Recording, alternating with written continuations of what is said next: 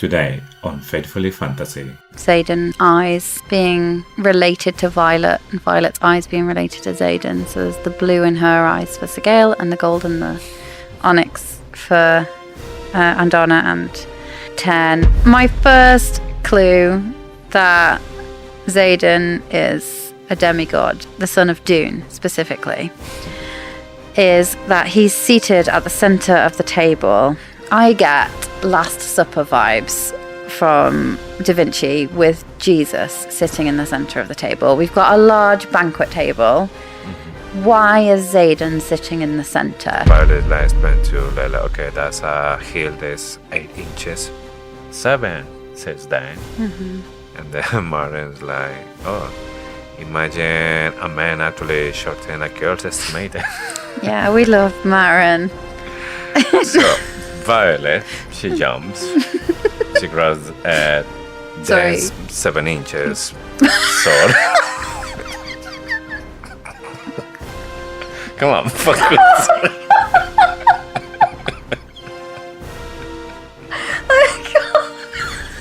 No, I've got a completely different.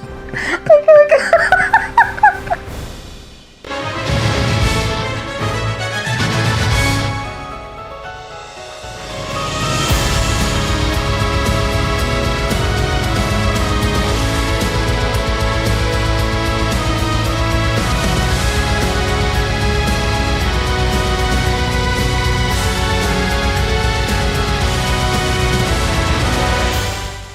Hello and welcome to Faithfully Fantasy. The husband and wife podcast talking all things Iron Flame. I'm JC. And I'm Sean. And today we carry on with part 2 of Iron Flame. We're going to be talking about chapters 41 to 44. Yeah, I'm going to drop a big spoiler warning because we are pretty bad at remembering to do this. We will be talking about all of Fourth Wing, Iron Flame, and the excerpts from Onyx Storm during this episode. Potentially something about Harry Potter, as we always do. Usually. No, I don't have anything Harry Potter in my notes, but I'm sure I'll think of something. It's never planned, but always comes in. Yeah. Also a warning that while I'm still leaning most heavily towards Truthsayer, I am going to be flying about all over the place with theories on second signets this week. It's going to be an interesting one. Yeah, so today in chapters 41 to 44, we dine with a Viscount, learn lightning and water can kill you if you're a Venin, make a deal for the Luminary, climb the cliffs of Draelor with the very people we believe were the enemy, and come face to face with not one, not two, but 4 Wyvern after the first hatchling chooses to make Erasure home. Okay, ready to start Dive chapter straight 41? in, chapter 41. Okay. Epigraph. Having refused every proposal from the Isle Kingdoms, Queen Mariah has named her distant cousin, Viscount Dacaris of Corden, as her heir. As the Viscount is living in his 5th decade and has no direct heirs of his own, the decision has not been a popular one. On the Aristocracy of Pommel by Pearson Keto. Okay. I had a few things about this. Ooh, go for it. And I think you as well. Because obviously we're talking about the Queen Mariah just decided to put their cousin on power. It was a decision that not many people was agree about it. Distant cousin. Yes. So, how Viscount Dacaris managed to get that? Did he actually convince Queen Mariah with something? It's a deal. It's one of his deals. Yes, because we know that he had this kind of power. I'm guessing there's a flyer power that maybe he knows what the people want and he just managed to give them what they want and change something that he wants. Yeah, so we don't have confirmation that he's a flyer. We do have a hint that he's wearing a lot of jewels and crystals. And we know that the Poromish have access to crystals that have magic properties because we learn that as Violet crosses the parapet in the first book. Yes. Where she's kind of recounting facts to calm her nerves. So we don't get confirmation that he is a flyer, but it does seem like a gift, doesn't it? It's mind work, but it could also be these crystals. Okay. So there could be a deal, and there's most likely a deal. It seems random. Yeah. the other thing is we've had some discussion on our Instagram. Random and Thoughtful brought this up months ago, suspecting that potentially Queen Mariah is Xaden's mother. There is a really suspicious mention of the fact that she doesn't have any children, and she's refusing every proposal from the Isle Kingdoms. Could that be because she had already married before? It feels like people would know that if she had just gone to if she had just gone to Eurasia to be mum for a bit and then came back, unless she was never expected to be queen in the first place, and that's maybe why she had to go back, because she was all of a sudden queen. Yeah. But it feels like that would be written down somewhere. And Violet says there's no mention of Xaden's mother. And I've got some. In the later chapters in this section, I will add another hill that I'll die on around who Xaden's mother is. And I'm now leaning towards the fact that it isn't Queen Mariah. But ask me next week. I change my mind every week. We don't know how old is Queen Mariah, do we? No. So at the moment, that it's still like a possibility. It's not like something impossible if we know that she is old and then no, it can't be. Yeah, but is she older than? Does this suggest that she's older than 50?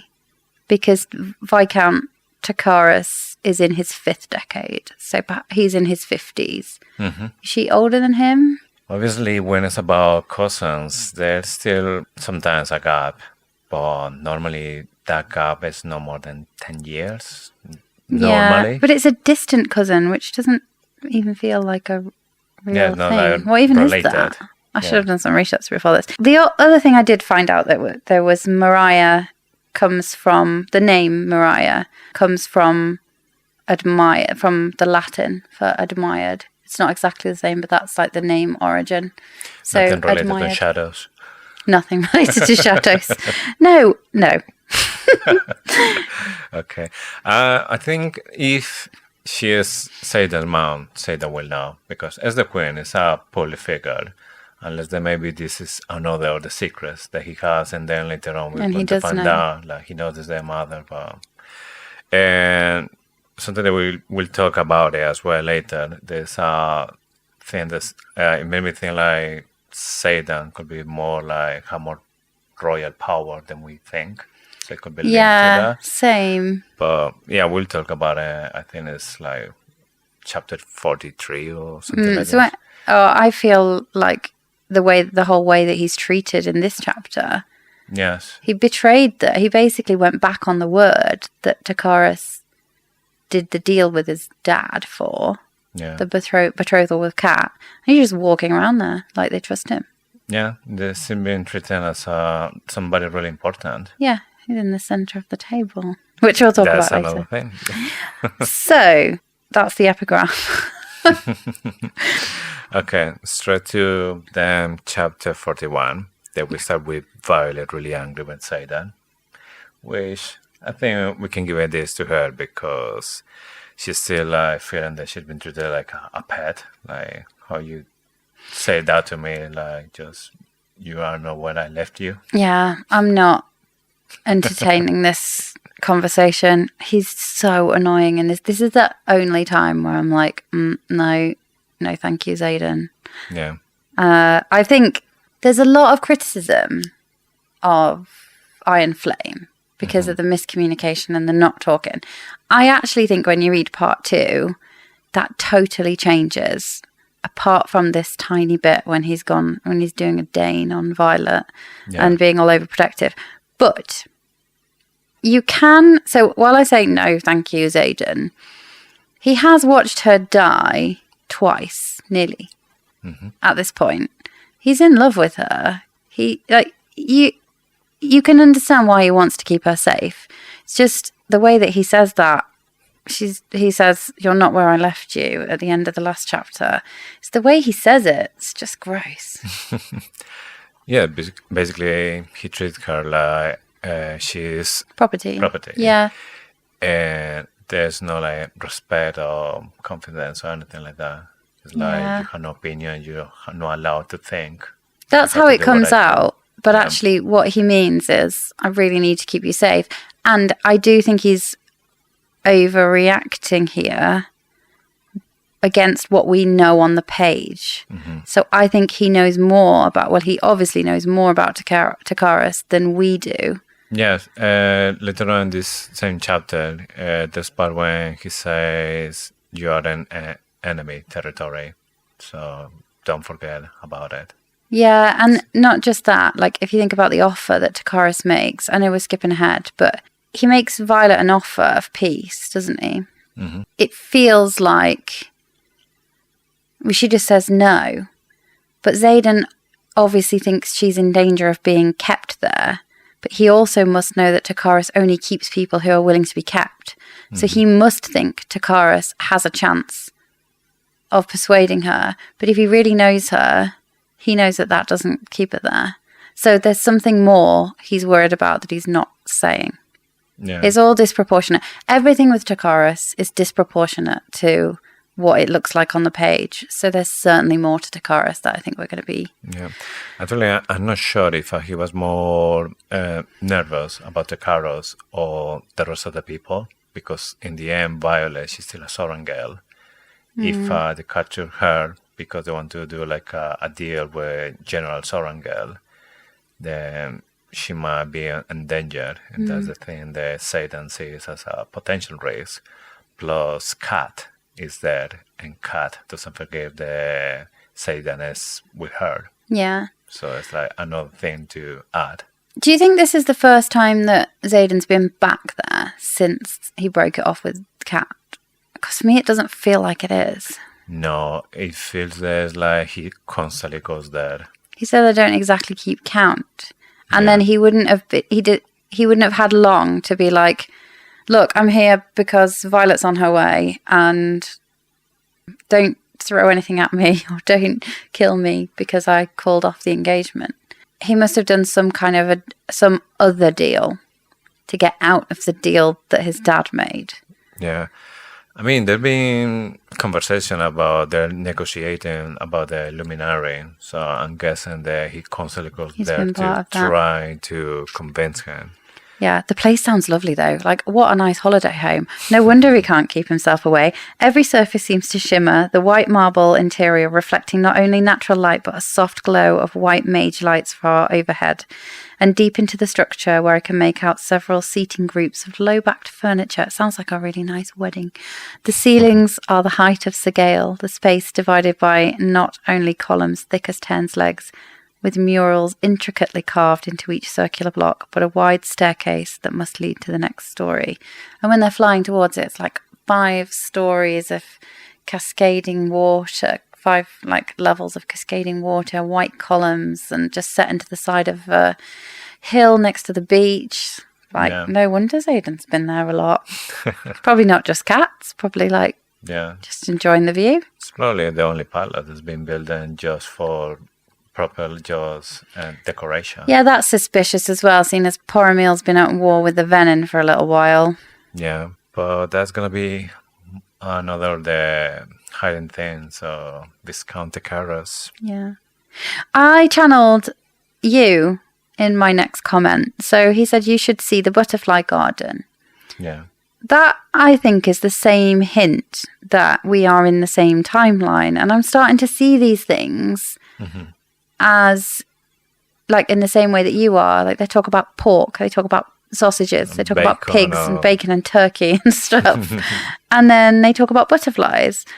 And obviously there are dragons and griffins and things. And one of our listeners is absolutely convinced and has managed to convince me that the end of this book is going to end. And this is going to be a story about why there are no more dragons and why there are no more griffins. Yeah. And we're in the same timeline. And potentially that is why Jacinia is the only one there, because Scribe, she didn't have any magic. She didn't channel at all. She didn't have any magic.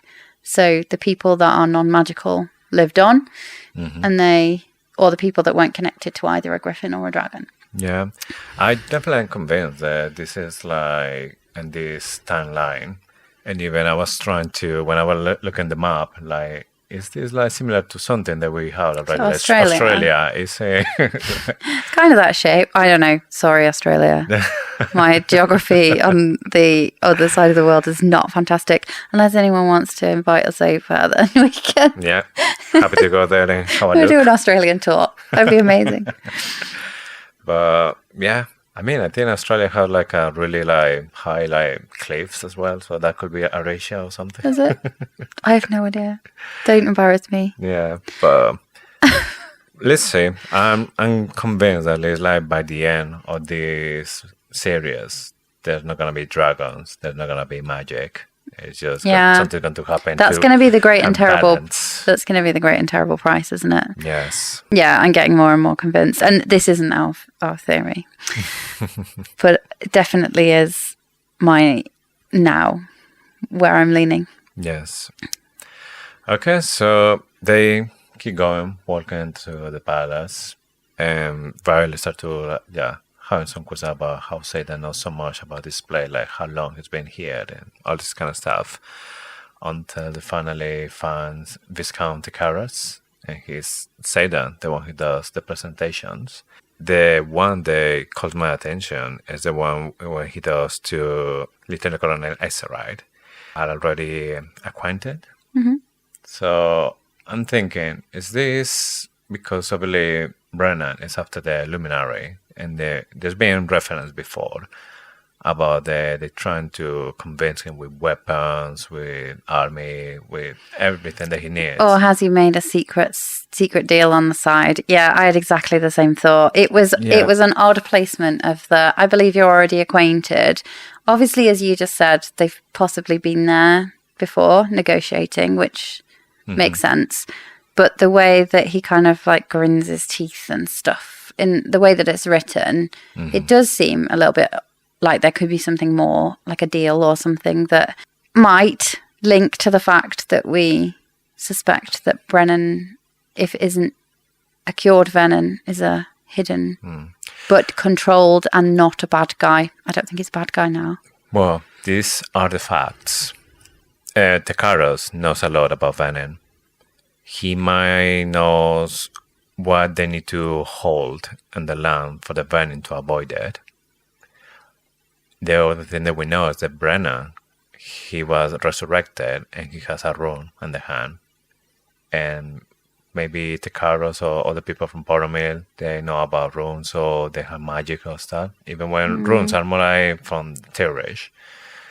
But Tekaros had like magic somehow. Yeah. Because of fire. He could have captured venom. He could have we know that they can capture venom. He knows about venoms, and then we don't know if he is the one that maybe is making the rune to hide Brennan's actually. I don't know. Yeah, I wonder if he could do that though. I feel like runes are a tierish thing that because Kat doesn't know, although she is very good at them. Yeah. She can pick them up very quickly. So maybe there's a link there. Has Brennan spent some time in the Ribostat chest? Floating there. Yeah. Maybe he was captured. Yeah. And then he was like, no. By Drake. Not venom. By cousin Drake. Yes. I had exactly the same thought. It felt strange. Yeah. This is where we find out his rings are twinkling with heavy gemstones. And as we said at the top of the episode, there's magic gemstones, we know. There's lots of crystals. In fact, the luminary is blue crystal, isn't it? Yes. So, yeah, then we find out that Kat is his niece. Yes. Like, it wasn't enough with this guy being so suspicious, it's also Kat's uncle. Yeah. How do you think they're related? Like, where's Kat and Serena? I'm never going to say this right. Serena.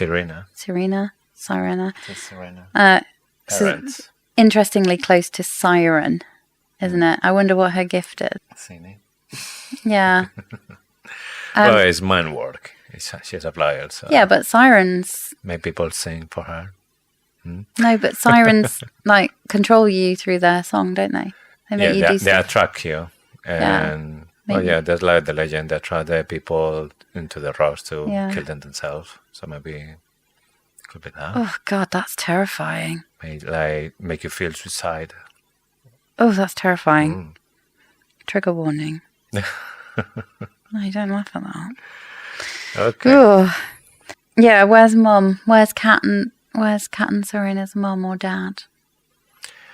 They seem they're orphans, isn't it? Because it's always like the two together, and there's no mention at all about the parents, and they live in the palace. Yeah, they're the heirs. They're the named heirs. So it's not like, because it must be either Takaris's brother or sister, and maybe they fell in a battle at some point. Yeah. Yeah, she's really cringe here. She's really embarrassing. She's like eyeing him up. She's saying, oh, I don't know. She's just the way she is. She's just really cringe. Well, I think from the first moment that she saw Violet there with Xaden and with the rest of the people, she started to play with her feelings, because Violet, straight away, she saw her with this purple robe, and she said that she like really beautiful, and she feel like Jealous. not jealous. I think she feel like inferior to Kat. Insecure. So she started to feel like really insecure. So I think that's Kat like amplifying. Yeah, that's a good point. feeling. That's a good point, because however Violet is recounting this to Jacinia, she knows she felt like that. Mm-hmm. So yeah, so maybe she was being less cringe, but Violet was like really cringe and embarrassed and inferior, or feeling inferior. Yeah. But there's so many reasons. Rebecca Yarros says she doesn't hate her and that we shouldn't hate her, but there's several reasons set out in these chapters why we should not like Kat. Mm-hmm.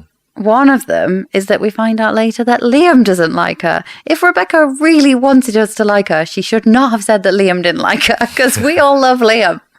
Like, obviously, Violet is saying, what else has Xaden not told me, or what haven't I asked, might be the better question. Yeah. This is my first stake in the ground this week around, like, truth sayer, but being linked to asking questions. There are other hints to other signets in this, but we keep coming back to the fact that she seems to get questions answered. Yeah. But yeah, they start to go to the rooms. So, because Sakara said that we're not discussing business deals until it's dinner time, or it's not on the table. So, like telling to Xaden that, remember, what is the... You know the rules. Yes, exactly. So, okay, Kat takes Violet and Mira to the rooms. Xaden is following Dain, just trying to like talk to Violet, but Violet is just really cross with him. And then when they start to have like this little bit of discussion, the Violet ends telling her that he's behaving as Dain. Oh, can I read it? Yes. Let's get one thing straight. If I ever see a way to keep you safe, I'll take it. The fuck he will. Do you know who you sound like right now? Please enlighten me. He folds his arms across his chest. Dain. I shut the door in his face. Yeah. Door in the face. I don't think I've ever shut the door in your face. Have I ever shut the door in your face? Not yet. I can't imagine what you would have to do for me to shut the door in your face. Certainly not keep me safe anyway. Maybe put me in danger. Maybe then I'd shut the door in your face. Me and Violet are very different people. Yeah. I mean, I think that has to be like the moment when he start like, oh shit. When she started to say that, and then it has to be bad. Yeah. Yeah. The whole thing, though, he has been quite annoying. He said, close enough to hear you scream, which is an annoying thing for him to say, because that does suggest that he thinks Kat's going to do something and she would be scared of it. Then Takaris might want to keep you, but every other flyer in this place will happily slit your throat. And Mira's in the name of revenge against your mother. Yeah, he is. It would be so... while I get it, and I can say that I do understand Dain wanted to keep her safe as well. While I get it, we have hated on Dain for doing this exact thing. So it wouldn't be fair if we didn't have a bit of a bitch about Xaden for doing it.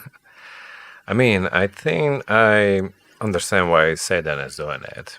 Because so far, the only motivation that he always had just to keep going, I think, is just is like keep the memory of his father alive with the revolution. So I think maybe he wasn't even feeling it was his fight. He was just doing what his father started and his memory. But then when everything started with Violet, he started to feel that he started getting something and there's his own thing. It was Violet. Something to fight for. Yeah, and it was for him, not for his father, not for the revolution. No, it was Xaden. So when the 2 times when she nearly died, I think he just was like, if I'm not careful, I'm gonna lose her, and I don't want to lose her. So he just went completely Dain. Yeah, he did a 180 and became damp Dain. Yes, but I think that's the thing that Violet always had been like in love with him. That he always like push her to the limit because he knows that she can do more. The gold flecks in his eyes catch the light, and I can't help but blink at what I see there. She's talking about the fear because he's scared, but it comes back to the theory about Xaden's eyes being related to Violet and Violet's eyes being related to Xaden. So there's the blue in her eyes for Sigale and the gold and the onyx for Andana and Ten, and the fact that it could allude to something to do with being bonded mates and both having dragon blood and all of that. Yeah. Anything else to say about this scene? Or should we move on? Violet's dress. Yeah, I was about to start with that How too. good is that going to be in the TV series? I can't wait to see this dress. Yes, I mean, because even Violet, she doesn't recognize the material is made this dress. And then she asks to Sarah, there's the person that is there to help her. And she said there's a Deverelli silk from the island. Violet like, what? You still trade with them? And yeah, we did until the last few years, but the merchants thing is too dangerous to come here now. It's like, why now? And because of the venom. I've got something to say about Deverelli, but I think I'll leave it to later because it's part of the deal that Takaris makes, or the offer that he tries to make to Violet. I just got a question about the Deverelli. Okay. Well, for me, it was curious if maybe when Sarah was saying that they used to draft a few years ago, she's talking exactly like maybe the same time when Brennan died, Nowlin died. After the revolution collapsed. Yes, that when we start to see maybe after that, the Benin start to be like have a formation, or they start to have like more strategically, and that's the thing that changed everything. And then maybe Cordell is not as safe as I used to be. And we know by the end of this chapter that there's some wyvern that been like having a look, Patrolling, yeah, but they're safe. He admits as much. He says, we're going to get there. We're going too far ahead. Right, so this is where we start to get the bit where we get a conversation with Zara, not just about the silk and the island, but also about the Viscount. And so she finds out that the Viscount doesn't abduct people. He only collects people if they agree to be collected, in inverted commas. If the Viscount doesn't abduct people, then why was Xaden so scared to bring me here? Is he worried that she will take a deal? Which I really get Faust vibes from Takaris. I feel like it's something like selling your soul to the devil. And how many deals does he have with various people that Xaden knows about that has scared him into not wanting Violet to be abducted? This sentence itself makes me feel like it's more than he's worried about just the other flyers killing her. There's nothing that Takaris could offer me. And we find out that there isn't anything that Takaris could offer her later. But Xaden must think there is. What does he think it is? I mean, Xaden can read intention, so I don't know if at some point he was able to read maybe what is Violet's wildest dream. And maybe he feels that it's something that actually Takaris with his power and his money can offer. It's more likely that he read Takaris's intentions when he made the request to see Violet. So maybe he Well, red dude. Tecarus probably he will be like, yes, I want to see her, and if it's what it is, I want to keep her. But He's not thinking. Xaden's not thinking logically, is he? no, might be something there. Maybe we haven't even think, or Violet haven't think about what she really wants, because the offer, well, I don't think was that like great, considering the Violet is fighting for the people. He not for can't. Yeah, herself. she wants peace. She wants peace, but he can't offer it to him, and that is the weakness in his power. He can know what somebody wants, but he can't always offer it because he can't. He doesn't have the solution. His pitiful solution isn't peace. It's running away. Take her to an island or something and just leave her there in peace by herself. No, with all the people that she loves, like take them all over there. But one, still no. the people won't accept her, and two, it's not Just it's run running away. Yeah. We also get a bit of the relationship. Or do you have more to say before we get? I have just one more thing to say about the islands. So with this thing about the merchant don't want to go back because it's dangerous, is this like the confirmation that actually there's no venom at all on the island? Because if venom would be like a normal thing, they won't care. They would be like, oh well, yeah, we have and the islands as well, so we know what it is. But if I'm like, oh no, my God, it's getting dangerous, but it's not even as dangerous as it is other places when burning constantly are doing like presents. Yeah, why are they not going to the Isles? They can't cross the water? Can't swim. Or they could fly on a wyvern. Yes, has to be like something, obviously it has to be related to magic. Either the there magic is is only in the continent, not in yeah, the either island. there's no magic or they've managed to build an even better ward. But why have they not shared it, and why do they hate Navarre so much?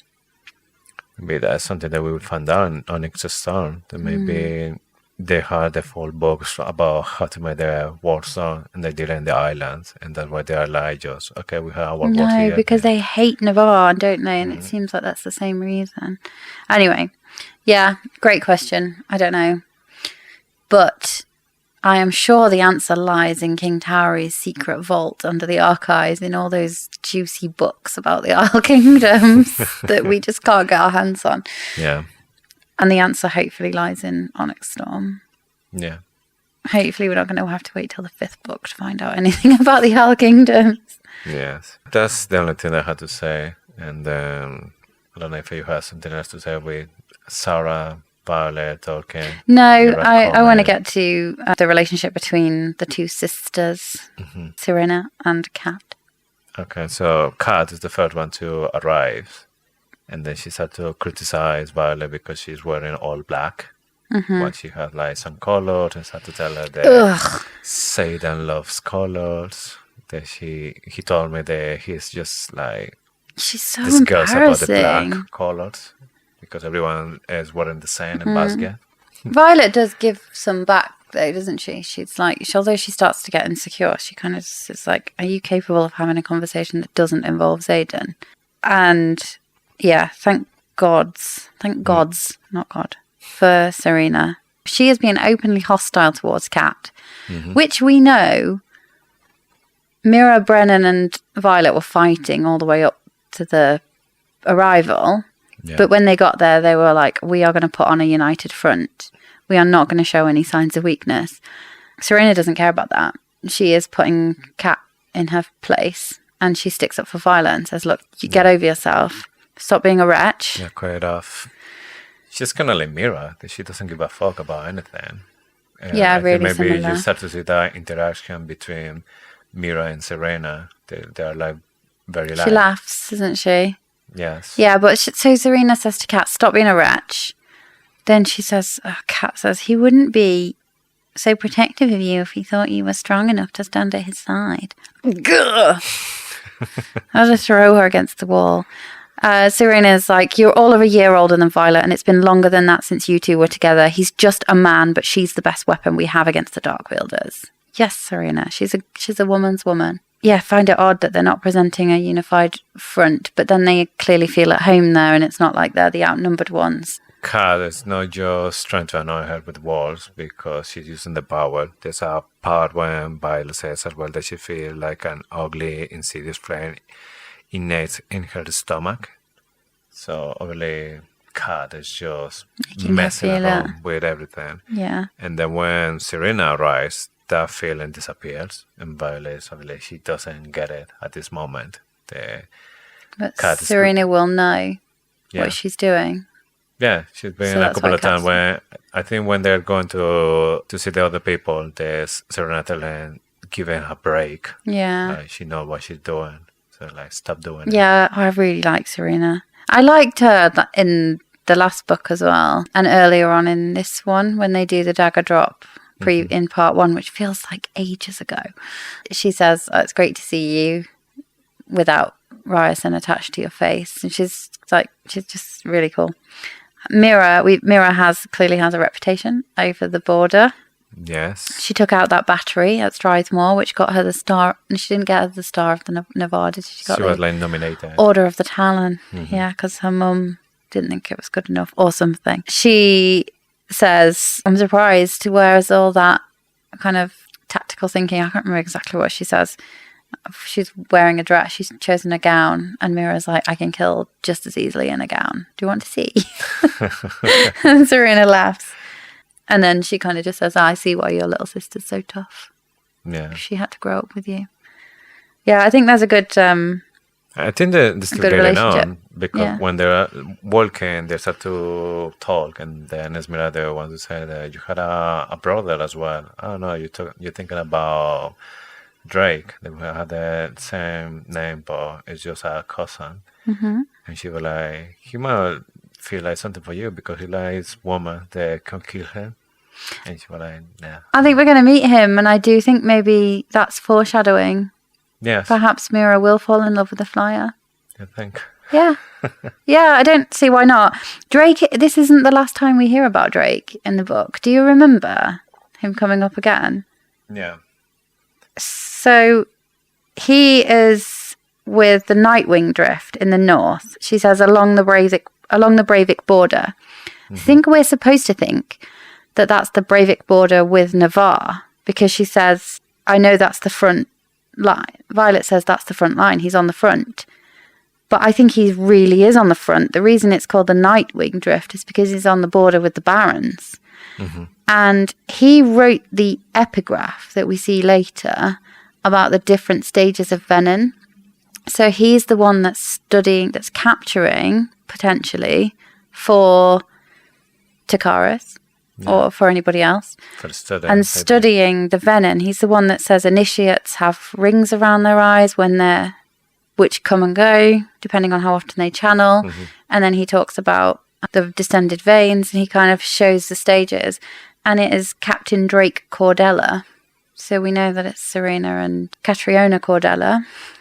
And yeah, I just thought it was interesting that we obviously hear about him later, but I'm pretty sure we'll meet him at some point. Yeah. So we learn about the Summit Wing later. So we know that there's the Nightwing Drift, and we know there's the Summit Wing Drift, because we learn that from Marin, where she says the Summit Wing Drift are the ones that fly along the tops of the Esmond Mountains. They're the ones that are most suitable for high altitude. So we're starting to learn a little bit more about the flyers. We don't know an awful lot about them, even in the rest of the book. So hopefully we'll start to learn more through the rest of the series. Okay, so Cass is putting more pressure on Violet. Serena says to Cass, give her a break. It's been more than a year since she's not with Xaden anymore.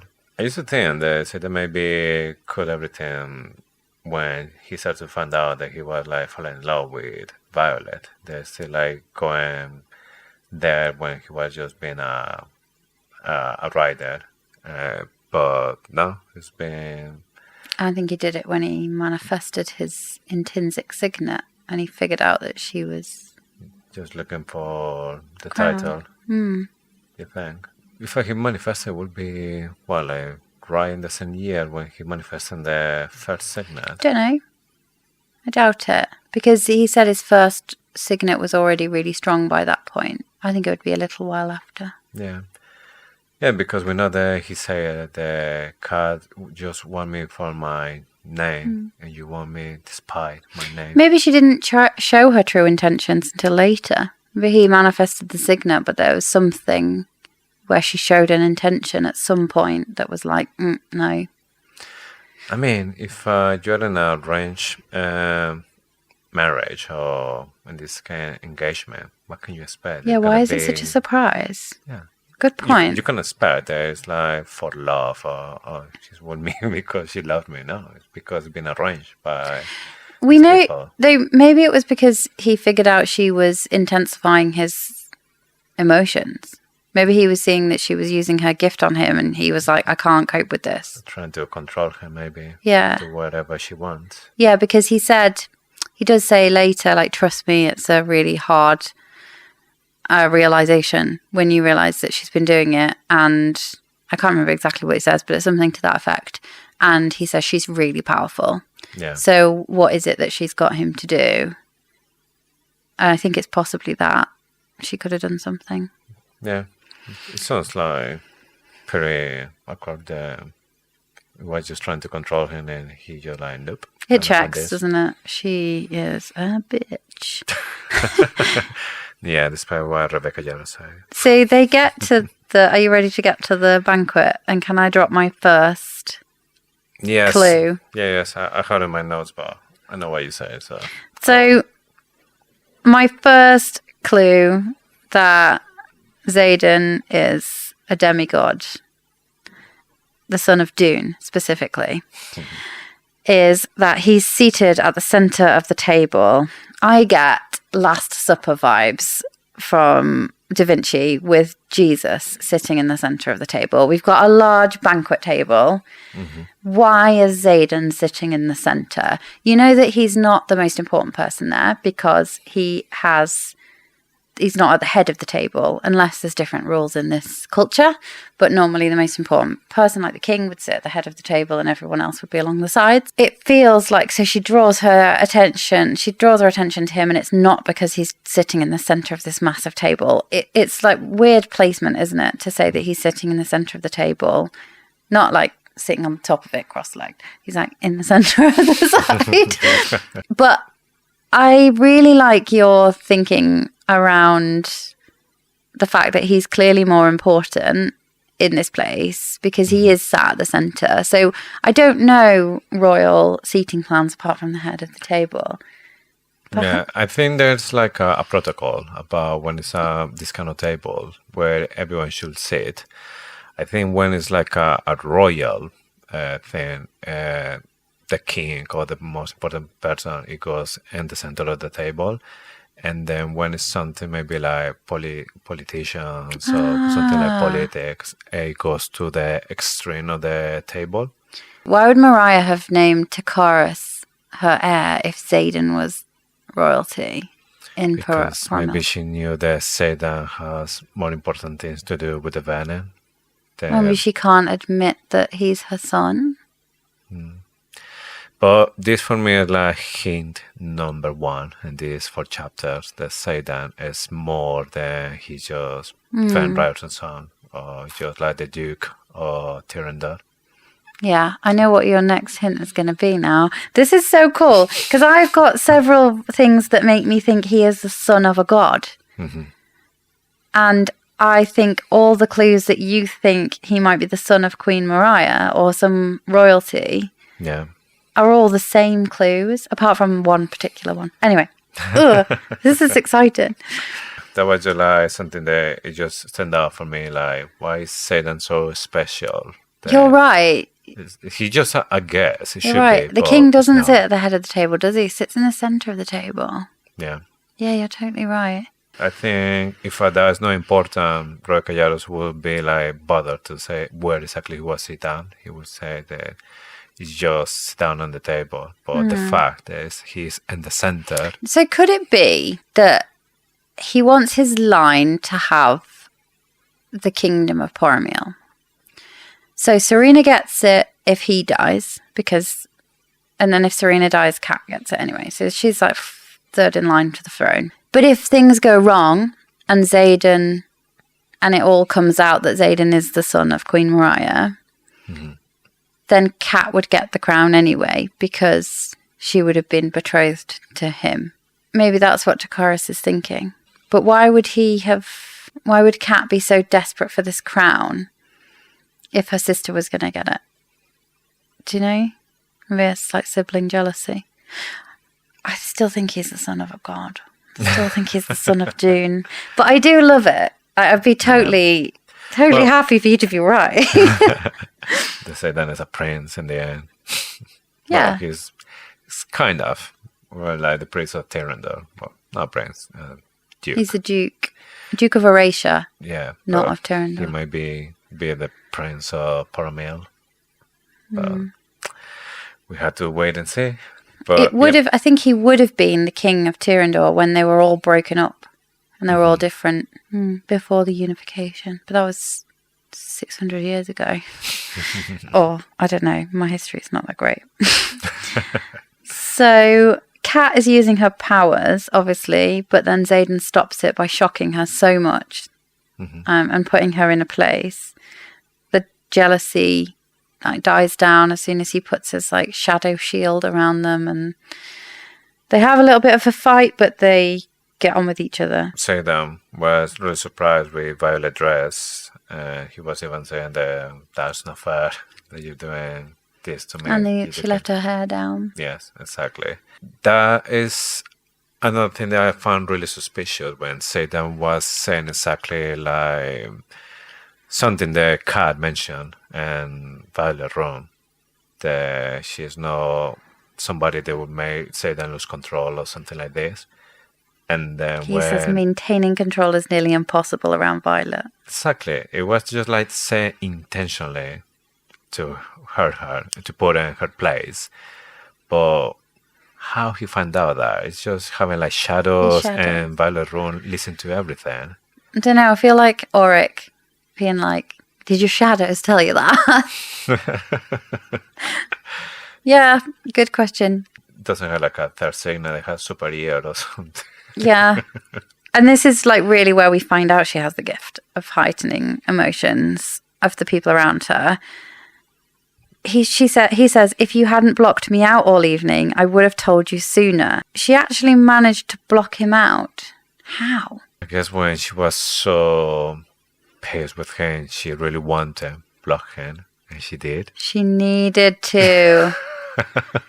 She needed to block him out, so she did. Yeah. Because she's a need wielder. Is that what we called her last week? Yes. There's a manifesting wielder or yeah, there's another example of that very shortly when she's fighting the Venom. You know that I was so into this theory until something that's going to happen soon in these chapters. They were like, it's not what I thought it would be. So now it's just like... Oh, okay. Cool. We'll get there when we get there. Yeah. Yes. But, okay, then Takaris... Wait, no. What? Takaris' response to that line, maintaining control around Violet is nearly impossible. Mm-hmm. So I've heard. Yeah. How has he heard? The lightning when they're Why together? do I suspect Bodhi? You think? Why do I suspect Bodhi? Why? Bodhi can keep a secret. Yeah, Bodhi can't keep a secret. Bodhi lets things slip all over the place. Mm-hmm. I don't know. Why would Bodhi even be there? But it's your fault. Because now every time someone lets slip a secret, I'm like, Bodhi. It's got to be Bodhi. Yes. But yeah, it's actually a good one. Okay, so before going for dinner, Tekar said, okay, now it's time to show what you got. And then Violet, okay. Now? No, let's go to the arena. And the arena is like really impressive. Mm-hmm. Obviously, there's a couple of things that we don't know yet about this arena, why it's so special, but it is special. And then Tekar said, okay, you need to show me your gift, but I'm going to hit the target. This. Right, I want to talk about the target. Yeah. Ribostad chest. So it's a very close anagram of betrays. Mm-hmm. But it's D betrays. I'm going crazy at this point, and I know I'm unhinged, and I know I need to get myself a life, but I'm going crazy about thinking what the D stands for. Is it just because she did an anagram of betrays, and then it sounded better with the D on the end? Or is it D betrays? Because I'm sat here thinking, who the hell is D? D could be Dain. D could be Daddy. D could be dragons. D could be Bo D. But I'm sat here last night, I was out there thinking, somebody with the name D is going to betray somebody else. And maybe it's just a D because like THE says D betrays. Like D unbetray. Oh, that'd be a bit less dramatic. I mean, we know that there was something the Fenrir song give to the Karas. So I don't know if that means something about who is betraying who. Is the Karas betraying Fenrir because Fenrir gave more than he should be to have nothing? Maybe it was never called the Ribostat chest. Maybe Fen gave it that name as a bit of a joke because he knew he was going to betray him. Could be. Maybe it was like Fen Ryerson trolling Viscount Takaris, being like, oh yeah, I have this super, super valuable betrayal chest, but I'm not going to tell you that it's a betrayer's chest. I'm just going to do an anagram and add a D on the end. You know, this is... You said at the start I said at the start there's not going to be any Harry Potter ones, and I'm going for it. We alert you. So the Mirror of Erised is Erised is desire spelled backwards. So anytime there's this like magical object appear in a book, I'm like, right, what does it say backwards? What does it say upside down? What does it say if you put it in a mirror? What does it say if you rearrange the letters? And the Ribostat chest was one of those ones that I just that jumped out. I've got so much to say about this deal with Fen. Okay. Can we go into it? Yeah. Do we have all night? No, but go ahead. Right. This is so outweighed in Takaris' favour. From what we know, Fen has given Xaden the betrothal of his only son, only in inverted commas, because we Official think, because the other one's incorrectly labelled a cousin. So he's given Xaden's betrothal. He's given this invaluable, unless it's a troll, he's given this invaluable chest. And he is promising weapons. What Takaris is offering is allyship. Yeah. Is that it? What am I missing? It seems so outweighed. Griffins needed Fen more than he needed them. They need weapons. They need someone to fight with. They need someone on the inside. Yeah. They need him way more than Fen needs them. Why did he so desperately need an ally in Viscount Takaris? I think he was the first one, isn't it? Normally when you are like in a war and you're looking for an alliance, you go first for the one that's going to make the difference for you. Yeah. So the question is, why Takaris is so important when you see that he doesn't have that much, I don't know, doesn't look like they had that much like military power. Was Fen also after the Luminary? The question, it says we were in negotiations for an even greater treasure. And the greater treasure I feel like is supposed to think is this betrothal. Could be something related to Venin, because why the Venin never go to the city? Is it because the Karos, or is it something that's in the city that made the Venin not going directly for this? Is it because the Karos has a deal with them? They know the Venin so well, they just giving like, okay, I give you what you want, but I want just to leave my city alone. I think Takaris has a deal with the Venin. I think he knows what they want. I think he possibly knows that they want Violet. And maybe the reason Xaden didn't want to take Violet there was because no matter what deal he offered Violet, he was going to hand her over to the Venin. Maybe he was never going to offer her this Isle Kingdom. Maybe he was never going to need her to be his personal patrol. Bodyguard. Maybe he was just going to hand her straight over to the Venom because he knows that's what the Venom want. And he's done some deal. Interesting. Maybe. So, but it does seem really, really outweighed. And I hate Takaris. I don't know I do know what it is. And the biggest thing is that he's got this bloody great big, really powerful luminary. It's absolutely useless to him. He doesn't have a dragon, so he can't intensify the dragon fire and use it to make weapons. What he needs is weapons, or what his flyers need are weapons. But he won't give the luminary to the people who actually can do something with it to help him out until they give him more of what he wants. He is a manipulative. Oh, he's a horrible, horrible man. I just can't. I can't like him, and I'm convinced he knows something about he knows more about the Venom. He's got this book, obviously, that's given Brennan, but he's capturing them left, right, and centre. And I'm convinced he's got Queen Mariah under his spell. And who else has he got under his spell? He's a horrible man. He's a vile man. And I don't know if it comes across enough until you really deeply think about what he's doing with his deals. His deals are totally unfair. Unless we don't know what else Fen was after. Yeah. Which is a reasonable thing, because there's loads of things we don't know. Yeah, I definitely think there's some more to see about Takaros that we haven't seen yet. So, you see how it deals with Brennan, they have more deals with Xaden. What is his intention sending all the flyers to Eurasia? Does he have a deal with Panchak? So they had a deal with General Devanan. General Darmore? Does he have a deal with Dain's dad? Probably had a deal with everyone. But anyway, so if we keep going, then say the things that, okay, maybe this is not about you. It's not that he wants you or whatever. Maybe he's just like trying to punish me to me because that chest belongs to my father and he was something really that he was appreciated a lot. And now obviously he wants you to destroy it. So he wants to just like kind of like punish me. So okay. If that's what he wants, is something that I'll blow it up. Yeah, exactly. So she goes there.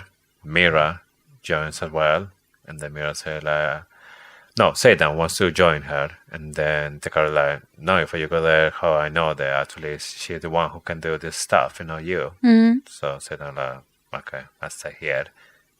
She goes. Mira goes as well. He doesn't stop her. No, and says that my signet doesn't work here. No, she says something even weirder. She says, "I'm coming. It's not like I have anything to do with her signet." But Xaden doesn't have anything to do with her signet, does he? That's something that we don't know. I mean, we know that when she thinks about him, that can cause some lightning, but I don't know if is that what she meant. They Xaden had like a really not control, but affects violet signet somehow. Maybe, but he wouldn't be able to not fight. I think that's the main thing, isn't it? That he would go down there and he wouldn't. He knows that Xaden can defeat Venom. Yeah, because shadows are incredibly powerful. Yes. He would just grab him by the shadows, shadow lasso, because we've seen him do that at Ressen, shadow lasso, and then pull him towards the dagger that he's holding out in his hand. Yeah, just try the dagger. Yeah, and he goes on a like wyvern killing rampage, doesn't he, around the continent, just dropping them on the border later in the book. So by himself. Yeah, exactly. Takaris doesn't argue. No. Because he hopes that she's going to die. She's a girl. The other thing that caught my attention was that Mira said that she tried before, but she kind of like whispered that she tried to use her signet before. She can't do it because she's like very far away of the walls. So they like one of my thing when I read it, like, because I know what's coming. So for me, like, yeah, it's gonna be another hint about something that it could happen, but because Violet needed it, and it happens. But the two of them go to the center of the arena when there's some flyers that are about to open this big chest. and somebody drops from this, and when they see what it is a venom. And that was like, what? How they managed to catch a venom? Because they are so hard to kill. How they manage to capture one? They are flyers. They don't find More the than one. signets. Because Xaden says that means you've got more than one. Yeah. So obviously they know what they're doing. Yeah, Drake's catching them Yeah. on the border. It's creating traps or something. They just put Venom a little trap. bit of magic inside inside the chest, and then when they go in to see, It's like a fall. They fall in a pit. when a stick, boom, they close. I really want to know how they do it because the venom are really fast, they're really powerful, and how they manage to put them inside. Do you know what this makes me feel like? Doesn't it make you feel that air wielders potentially could be the difference in a fight with a venom because they can lift them off the ground? If they're off the ground, they can't channel. Yeah, I think in the end you were right about why Nolan has a air wielder with the venom. Yeah, to he's keep her in keeping the Jack air. off the ground. Yeah, so he can't channel. Yeah, we get another little snippet of Violet reciting stuff while she's trying to calm down. The Arctile Ocean to the south is known for calm, warm waters that were once lucrative trade routes. And again, we've talked about that already, but we don't get as much of this in this portion of the book than we have, or than we ever did in Fourth Wing. But it's still really good world building. Yeah. And I really like these bits of world building that you get through Violet trying to calm herself down. But this is the first time she's done it in a long time. If not the book. It's the first time she's done it. Yeah, it's the first time in Iron Flame. Maybe. Yeah. Okay, chapter 42. Chapter 42. Epigraph. Though her extraordinary signet allows her to extend the wards around herself and her dragon, Cadet Soaringale lacks the consistent ability to produce her own wards without extreme emotional distress. I'm sorry to report, but I doubt this ability will develop in time. I had such hopes for her. Memorandum from Professor Carr to General Soaringale.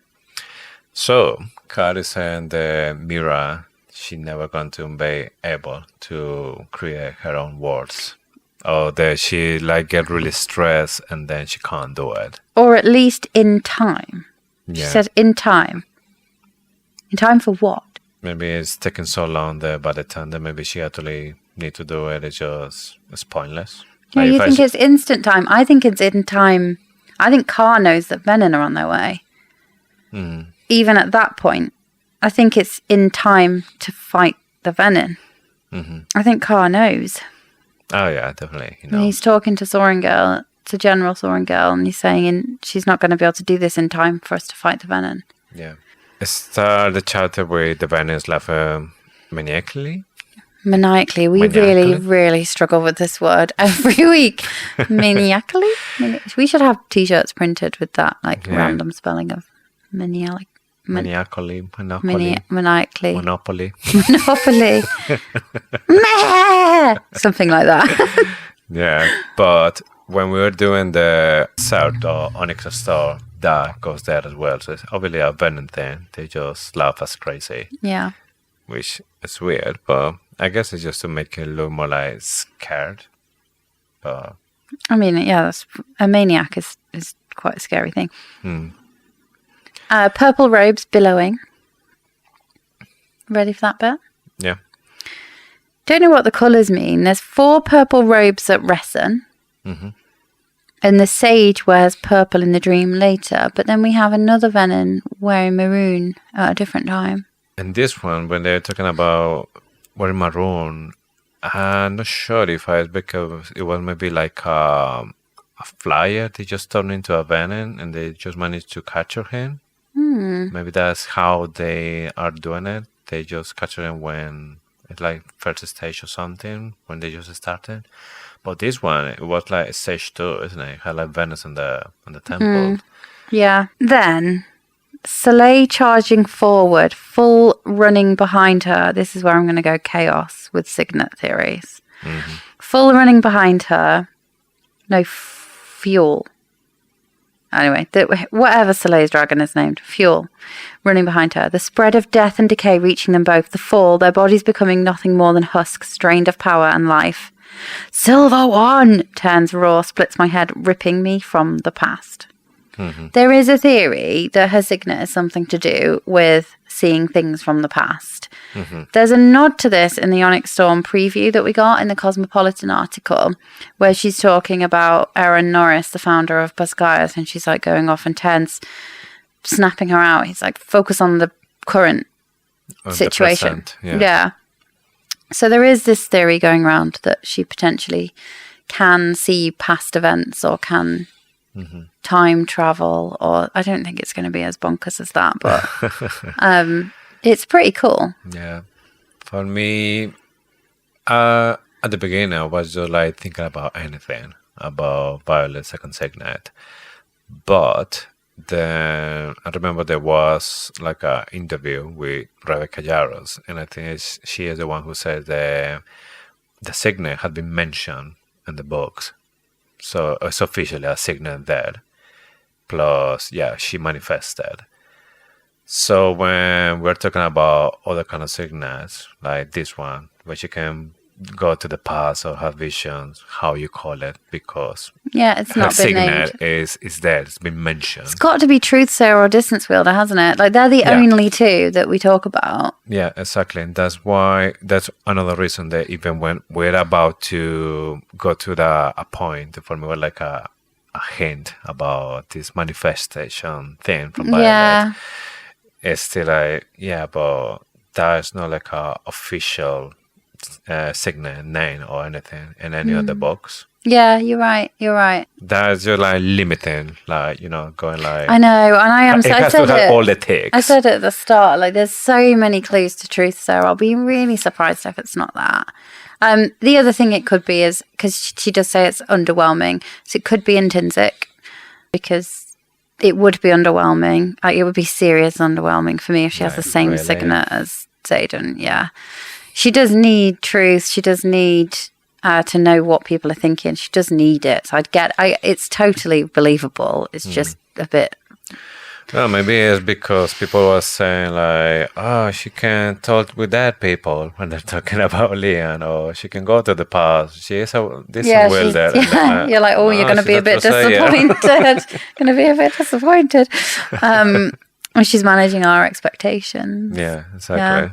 But you could, like, we've named loads of signets. It could be fire wielder, ice wielder, but there's no evidence towards those things. But. Yeah, exactly. So we need to just like stick to the ones that we know. Yeah. But I'm still going to fly around talking about other people's theories. I really like them. Lightning cracks. She throws up her hand because it's like blinding. She shields her eyes. It strikes the iron chest as though it was drawn to it. Mm-hmm. So we know about energy fields through Felix, but only later. No, earlier. We did learn this. Energy fields. It happens already. Yeah. And we know that that lightning is drawn to energy, according to Felix. Yeah. I don't know if that's scientifically correct, but we'll go with it. Yeah. Might be. I have no idea. I obviously didn't pay attention in that lesson. That physics lesson. Like Violet.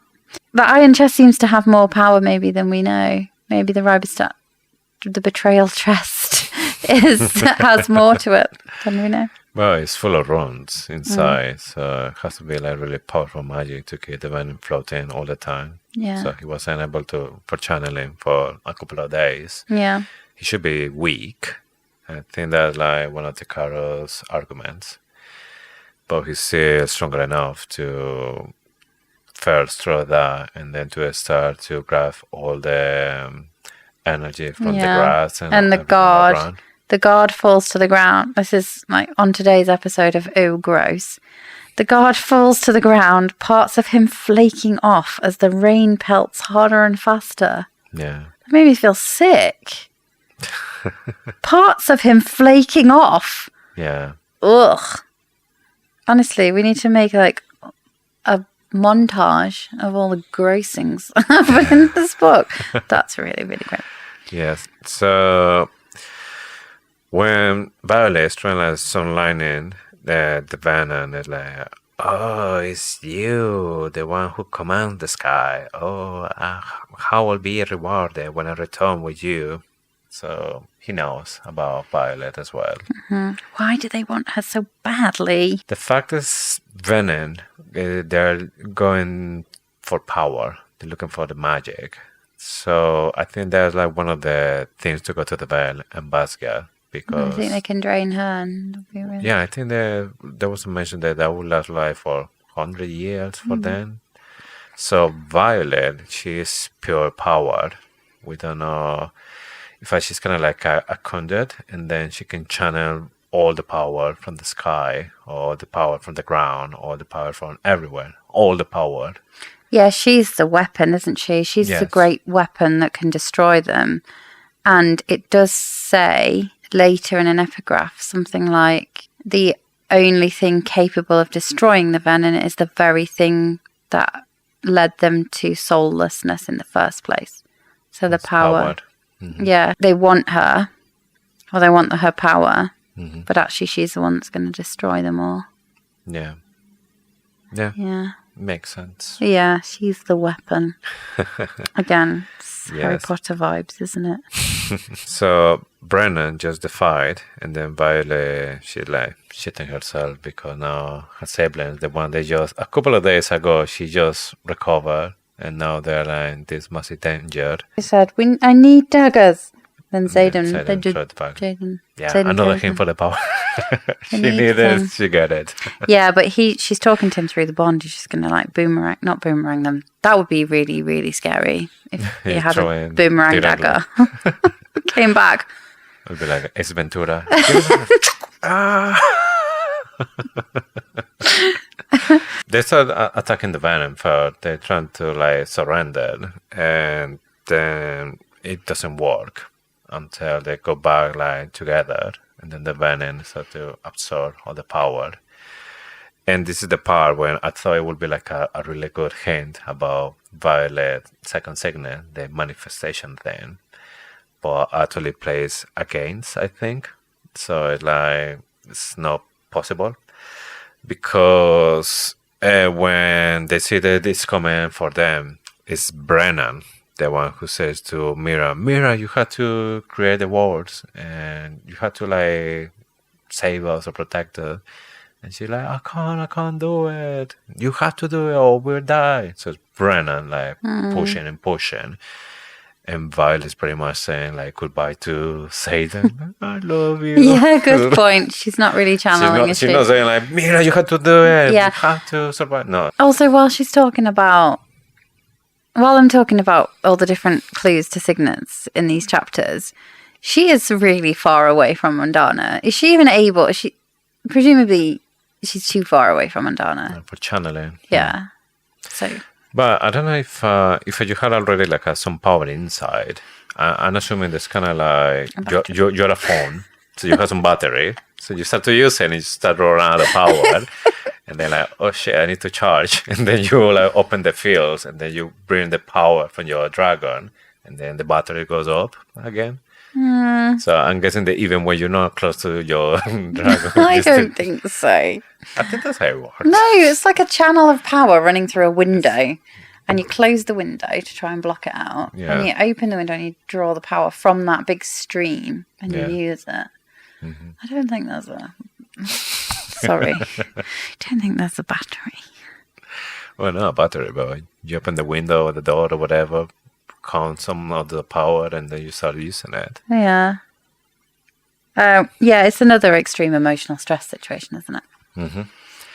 Yeah, so we have a clue that Mira was able to do it, but it wasn't easy for her. That's what Carl is saying. But then, because Mira knows that if she doesn't do it, everyone's going to die there. So she managed to do it. And she's screaming in pain. And they protect all the siblings. And then she collapses. And then Violet is surprised, like, oh my God, we're still alive. And then Violet has an idea And she tells to Brenna, like, take Mira and go out of the arena. It's hard to say the arena is like a safe place. The magic or the Vane didn't go for the audience. And they were like, what they said, they bring this stone like close to the From barrens. Breivik, yeah. Yeah. Violet has an idea and it starts to told to turn. Like, how far away you are? Just a minute away. And then it's like she know what to do. And then the thing that she does is run toward the van, throw the daggers in the feet, like pin it in the ground. Another episode of Ew Gross. And then she feels Turn coming, so she just prepared for Turn to grab her. And then lightning goes to the ground and the van die. With the water, it goes through the water. It is really cool. It's going to be really good in the TV That's series. going to be a slow motion, isn't it? I hope they do. Like, I'm sure they'll do a good job of that. But yeah, the Dark Wielder shrieks in agony, then falls dead, splashing onto the field as we fly overhead. I did it. Dune be blessed. I did it. Sorry. Yeah. I'm going to read that again. I did it. Xaden's mum be blessed. I did it. There's a couple of things that the Venom does say that are a bit curious. So just before he dies, he says, and to think you'll come with a dragon. You'll bring a dragon with you. Mm-hmm. That's how Venom speak, by the way. You can't be parted for long, can you? And he said you'll bring a dragon with you. Does he not know that she's got two? Probably not. That whole scene is really epic. It's going to be super cool. And thereafter as well, because after the Venom die, all the dragons arrive and they just placed around the arena, like just ready to burn everyone. Mm-hmm. And Xaden has Takarus by the shadows. Yeah, he's furious. He is really angry. The wrath of Dune, probably. I don't know. A situation far more dangerous than the one I was in. Yeah. I think that's a bit dramatic. I think it's just because obviously if he does something about the leader of the city, he's going to have the whole city against him. He's just going to kill them all with his shadows. Like kill the whole city. No, just everyone in the arena. Yeah, because there was some flyer they tried to stop Xaden, and Sagel was the first one to just where you going? Yeah. And then Xaden was just like trying to kill him. Mm-hmm. The car just like change the colors. Yeah. And Violin, I'm okay, don't worry, I'm fine. She sends all her love down the pond and he like chills out a bit. But he said you built a pit, or she said you built a pit for them, which means you captured more than one. Yeah. Puffs of steam rise from my skin, but at least I don't feel like I'm burning alive. I'll tell you everything we know. Just let me down. That's Dakara.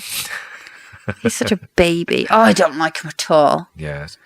But Violet managed to convince Xaden, so Xaden put him down. And then this is the thing that, for me, it's just like another thing that Xaden had like a royal thing going on over here. Because after he put it down, Xaden said, if you try something like this again, I will kill you. And I let Serena take her place, as you heard. So why he's saying that? Because it's like he had the power to do that. So obviously, I know that, yes, if the king dies, they had a heir, and then it's the next person to go in. So it's like a protocol that goes automatically. So if somebody dies, then we have like the replacement.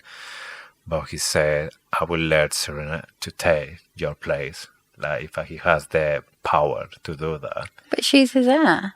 Yes. So it's regardless of Xaden do or not. So I'm thinking that it's like it's been written to say that if Xaden kills this guy, Serena is gonna be the next one to be there in the throne. But at the same time, it's like, is that what I'm supposed to believe, or there's something like else? It. I don't think there's anything weird about that. Yeah, like I let her. Like I'm not going to stop her, or I'm not going to do anything to avoid that. So for me, it's like maybe something, maybe it's nothing, because then in the end it's like it's just fun, and then it comes another book and like, oh my god, it was so clear. Yeah. I don't know. I think that's just a normal way of saying it. I'll kill you and let her take your place. Mm-hmm. because it is in his hands, because he'll kill him. Yeah. So I think it, like, grammatically it makes sense, but could Yeah, be. but could be Queen Mariah coming by like, oh, well, this one died, so I'm going to choose somebody else. So it's not like something that it's supposed to be like, I don't know, Yeah. written in stone. And Takaris is like, now what? And Xaden says, now we negotiate. I feel like he should be like, now we take the luminary home, thanks. After that, or I'll kill you. Yeah. And like they would have got away without having to take the insufferable bitch that is Cat up the cliffs of Draelor. Yes, but then Takaros, he's really impressed with Vi, and he said, just think about that, what you'll be able in a few years, or even one, which is going to be onyx stone. So it's going to be like, what she's going to be able to do in 1 year. Point. Because she's already doing some really awesome things, like the thing she does with the clouds in a few pages. Yeah, I think that was just like foreshadowing to onyx stone. Yeah. So they get changed. Yeah. He lets them get changed, and he lets them have some food. Anger rising quickly when Kat is in the negotiation, when she's at the negotiation table. And then she says, "Stay out of my head, or I'll start wielding inside." It feels like that's the only reason Kat's there. It's like Takaris has got her there to do that. Mm-hmm. Why else would she be negotiating? Like, Kat shouldn't even be there. She's third in line. Do you think Prince Harry was ever at the negotiating table with... I would understand. Prince Harry. It's Prince William. I would and say the Queen. Serena, that she like the next in succession, but Kat, I don't know. Maybe she's allowed to just listen and be like part of the whole thing, but she had no voice or vote in that. Yeah, I think also a bit weird that Violet doesn't have her daggers with her at this point. Mm-hmm. Surely she should bring them to dinner. Even, like, especially after that shit show.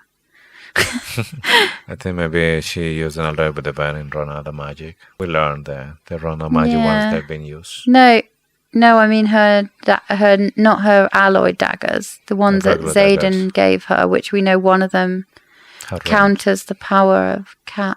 Mm. So why does she not have that one with her? Didn't match the dress. Yeah, I would have refused to have worn a dress after that. Yeah. Do you think she went back upstairs and put another dress on? I doubt it. I'd have been like, I'll wear what I want. I don't give a shit about your dinner rules. Thank you. I'm wearing my leather pants and my flight jacket.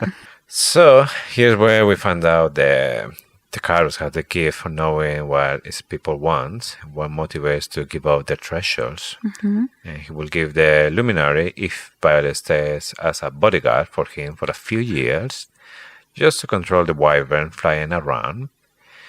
And Takaros will give what they want, the luminary, and that kind of stuff.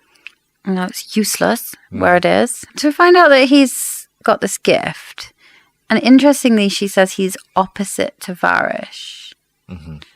And she says powered, does she say this or is it me that's thinking this? I think it's probably me that just took this note. Power demands a balance. Mm-hmm. Is there an opposite for all signets? And does Bodhi tip it in any direction? You know how he can counter signets? Mm-hmm. Is there an equal and opposite for every signet? What I'm thinking is if this was like another theory, what I thought why Violet would be like an amplifier is because body he can counteract in the signets, so can make it disappear.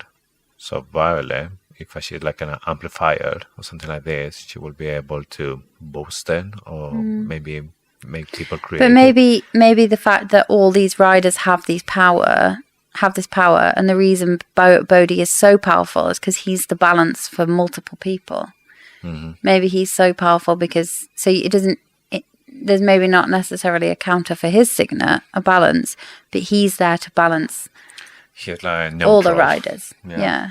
Yeah, nobody is powerful or weak or anything. It's just nobody has power. Yeah. Yeah. And I just find it interesting to think about who is... Because obviously Violet is power. Is that also light? The power from the sky? Is it the sun? Her name's Violet, ultraviolet.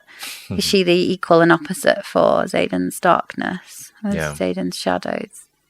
It's interesting. So the offer.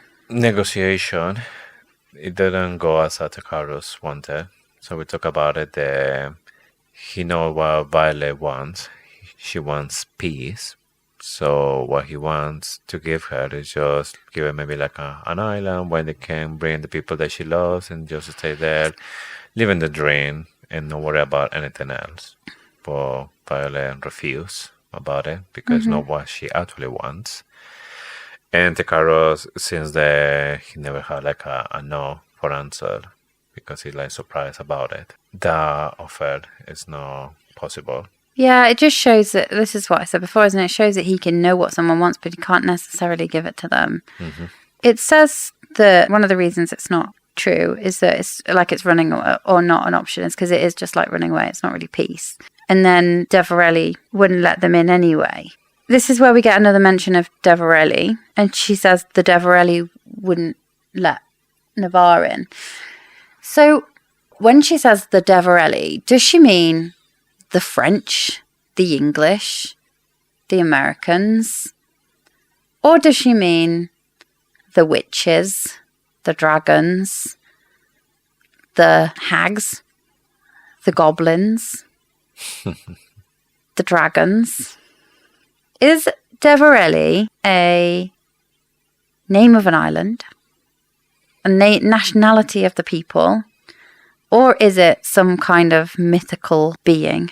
I also, it's just like the name of the island. At least it's like, I think, how they want to just give it to you. That's what I thought too, until in this part it says the Devorelli would never let us in, or it's the Devorelli. And I know you say the French would never let us in, or the Germans would never do this, or I don't know, there's so many nationalities. Yeah. But you would say that as a nationality. So it totally makes sense. But I just got this really weird feeling that maybe it's another type of being, not a human. Interesting. Because we had to wait for the Onyx Stone when we found out more about the island and what's going on there. Maybe it's a crackpot theory, but I suspect that it probably is just the nationality. But wouldn't it be interesting if it was a different type of being? Like the ghosts. Yeah. I mean, they're talking about gods. We had dragons. We had griffins. Why not? Surprising, yeah, why not something else? Yes. And if you had an army of magical creatures or magical beings, that's a lot more strong, isn't it? Yeah, true. So negotiation doesn't go as Tekaru wanted, but in the end they got to an agreement. So Tekaru is given a book with everything they know about Dark Wilders and given to Brennan. Bad move. Yeah, and give the Venom book to the Venom. Yeah. But in the end, they got the Luminary. They give them weapons, but as well, they need to take the flyer cadets to Aresia so they can train with the dragons, riders as well, so they get used to it to the high altitudes. And Violet, like, oh no, she's cut. A bit dramatic though, isn't she? No, like, I'd rather be with more Venom. They just I'd rather face down a dozen Venom unarmed without Ten or Andana. I mean, come on, that's a bit dramatic. I don't like Cat either, but that's a bit over the top. And Rebecca wonders why we don't like Catriona.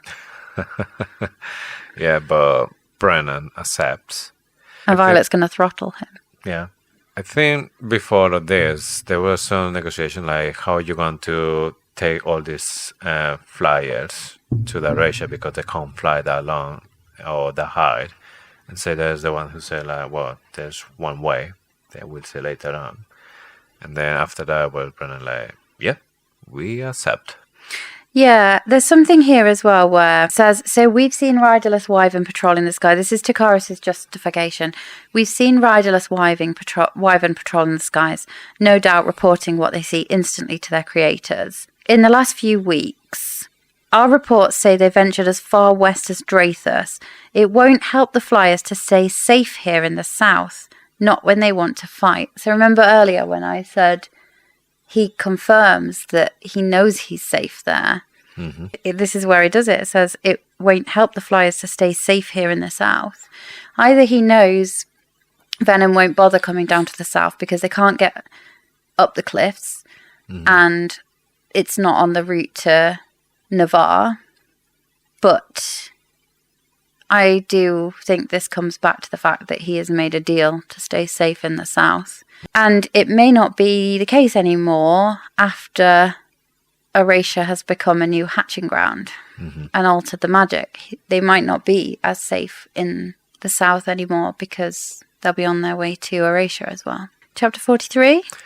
Chapter 43. Anything to say about the epigraph? From the dangerous waves of the Arctile Ocean to the lowest plains of the Tyrrendor Plateau, the cliffs of Draelor rise to over...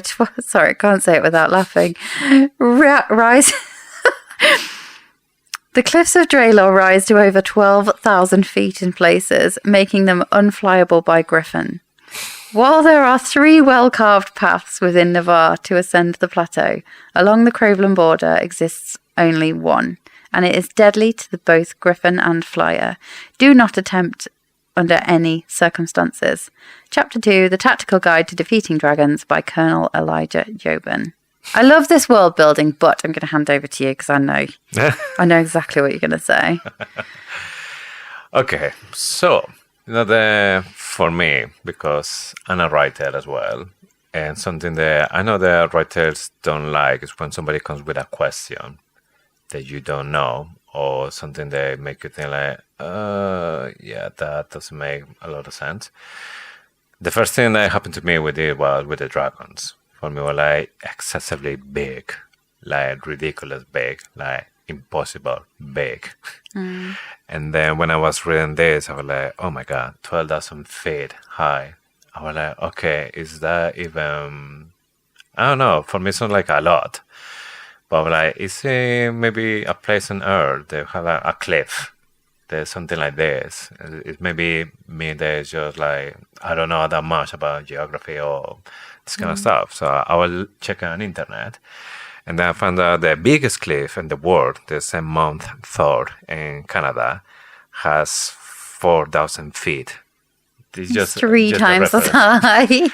Yes, and I was looking there, after 10,000 feet, the brain started struggling for getting oxygen.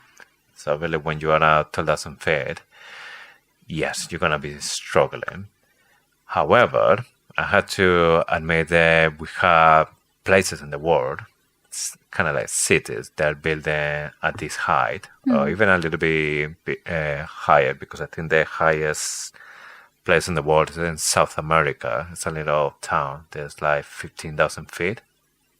But yeah, somebody that goes there, if I start running, it starts to throw up because there's no oxygen, and they start vomiting. I'm gonna take a phrase from Mugglecast here, which is my favourite podcast. We criticise because we care. And I am totally going to buy one of the Mugglecast t-shirts that says, we criticise because we care. And that's exactly what you're doing. You're criticising because you care. The maths doesn't math right now. It's not adding up.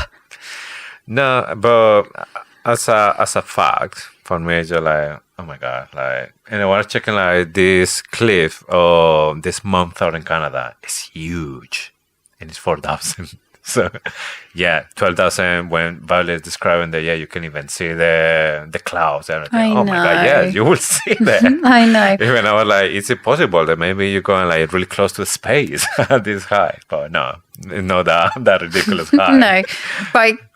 I'm going to carry on. Yeah. Where did they get this book? Will we meet the author? Probably not. What was left behind in Zolia, and how much are the Venin studying? Because I believe this tactical guide to defeating dragons will have been at Zolia, or will have been... Yeah, Cliffbane. Cliffsbane, yeah. And all those books, I wonder if they've been left behind. Why would they be destroyed? Why wouldn't the Venom be reading them? They don't care. They just destroy everything. If you destroy them, you will condemn the people to repeat all their mistakes or go back to on time, technology and knowledge. What happens if you drain the floor of a library? What happens to the books? Turn them black and white. They would be anyway. Just Oh, that would be so frustrating. They're just empty books. Yeah. No letters or anything. Yeah.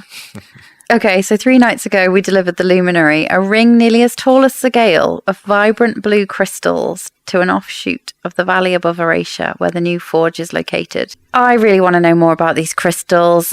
I suspect there's more crystals in Poromil, but why don't they give them the upper hand? It's like they've got the crystals, but they can't use them. I wonder what else we can to find out in Nine a Star, because like with wyvern, we start to see as well the like different wyverns, like the Different flame as flame. well. So maybe this crystal, depending on the color as well, does something, because color is like a thing in this story.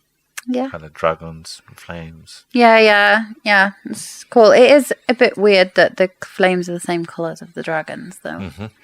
Can we talk a bit about the route they have to take up the 12,000-foot cliff in 12 hours, 1,000 feet an hour? So the path is 6 feet wide in places, but drops to nearly half that with big chunks missing out of it. There are griffin traps, which include arrows. This chapter's really hard to read at the end, even when you know what's going to happen. Each squad is paired with a similar strength drift. This obviously is a plot device to get Cat and Violet in the same space. But when we know about like the fact that they want everyone to make it up the mountain of the cliff, don't you think they would pair the weakest with the strongest and then... They balance. Yeah. Because what about the weakest with the weak? I mean, none of them are weak, are they? Because they're dragon riders. It's not like me trying to get up a 12,000-foot cliff. I would just like sit at the bottom and wait for the venom to get... Unless my children were at the top or at the bottom with me, and I'd have to get them up there. I'd find a way.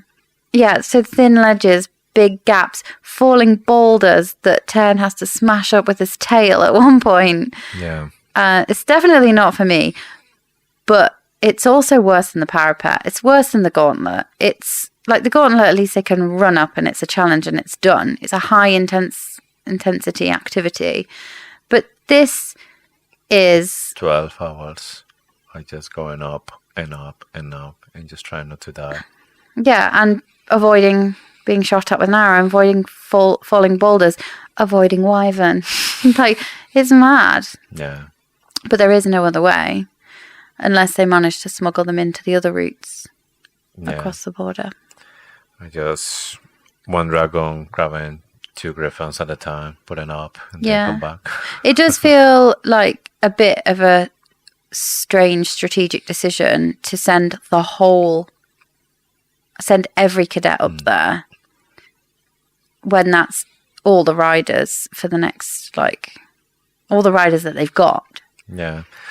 Well, at this point, they are cadets. They're not like proper riders. And I think Brennan is the one who says, okay, if we're going to have flyers and riders together, because then being grown up with this idea that they are the enemy, they should destroy each other, they need to go through something really painful to go through. Together, yeah. So it's not like riders and flyers, it's just people going and doing the same thing. So I kind of like understand it's kind of like a team building activity. And Oh my God, the worst. Although I have been through worse in corporate jobs in the past. Yeah. I've been through worse team building activities. Definitely no one day lasts 12 hours in a row. No, but some last 8 hours in a conference room, which is awful. You start to see they start to climbing, they had to do it. We start to see maybe they're like a little start bonding Violet with some flyers. With Maren, I really like Maren. Yes, at least she's normal. Like, she's Kat's best friend, but you're like, wow, she's like... yeah, she is her best friend. Like, I'm not sure she's a great best friend, but she's good for Violet. Because normally you defend your best friend to the death, even if you don't believe what they're doing is right, and then you tell them afterwards. You're like, that's a little bit... But you'd never openly disagree. I don't know. Maybe people would. Yeah. You'd definitely tell them if they're being out of order, but not in front of their mortal enemy. It's strange, but I guess just because Maren is really logical, so she knows that cat could be a pain sometimes. I think she's just like really immature. I know, but she's a good friend in that she said she was disappointed. So you've been a hell of a ransom target, Maren explains as we come to a series of carved steps meant to deter wagons. Honestly, most of us figures Ryerson would nab you after harvest the first year and gift you to us. She the only target, or was Mira a target too? Violet, by this point, she's more a target than Mira, because Mira, she's a lieutenant. She has more experience, she's stronger. But with Violet, maybe there was rumor that she was smaller, that she wasn't that strong, until she bound her, and then she was like really powerful rider. There was an attempt to kill Mira, but we think that maybe that's something internal. It's nothing related with flyers. Gladiators. But still, like if Violet was a target to the flyers, why wouldn't Mira be? True. Imagine our surprise when he shows up ready to defend you to the death last year, and then she says she was disappointed for Cat, but wasn't exactly rooting for that toxicity like any more than you would for your best friend. And that is quite a best friend thing to say, isn't it? Where you're like, I know it's not what she wants, but it is what's best for her. And we learn a couple of things here with Maren. Sloane is dead as well. Then we know that Sloane doesn't hate Violet anymore. She can't hate her because Liam didn't hate her. I know. She's now in the letters from October. I love this. Yeah. So you start to see there's a change now from Sloane. So they're talking about a couple of things. Flyers as well, how they bond. Yeah. But just back to Sloane. She's in the October letters. She's savouring them. Yeah. Her brother died and left her these letters, and she's not just sat up all night reading every single one of them. She's savouring them, and that's heartbreaking. She's only giving herself like one. One every night or something. Yeah, or is Imogen still rationing them as she does training? Is she getting them? Yeah, I think that was the deal. Every time that she goes to training, they will give her one of the letters. Oh, either way, it's heartbreaking. And we find out in that conversation that Liam doesn't like Cat, and this is... Yeah, her reasons. Yeah. And Mary tell them that how they bond. They just go for the cliff, wait for the griffins. Then they jump, and if they manage to hold and climb to the griffin, they bond to them. And then as long as like, oh, what happened when you fell? The body was out on the shore. And Mary's like, what? No, no one died. We just swim. Just swim back to the shore. And then we decide, then we get recruited by the Venom. Yeah, some of them, some being Venom, we said before, waiting with a towel there. Another one coming. A towel and some jelly babies. Yeah. And a sign. Can I tell you about our Lord Jesus the Saviour?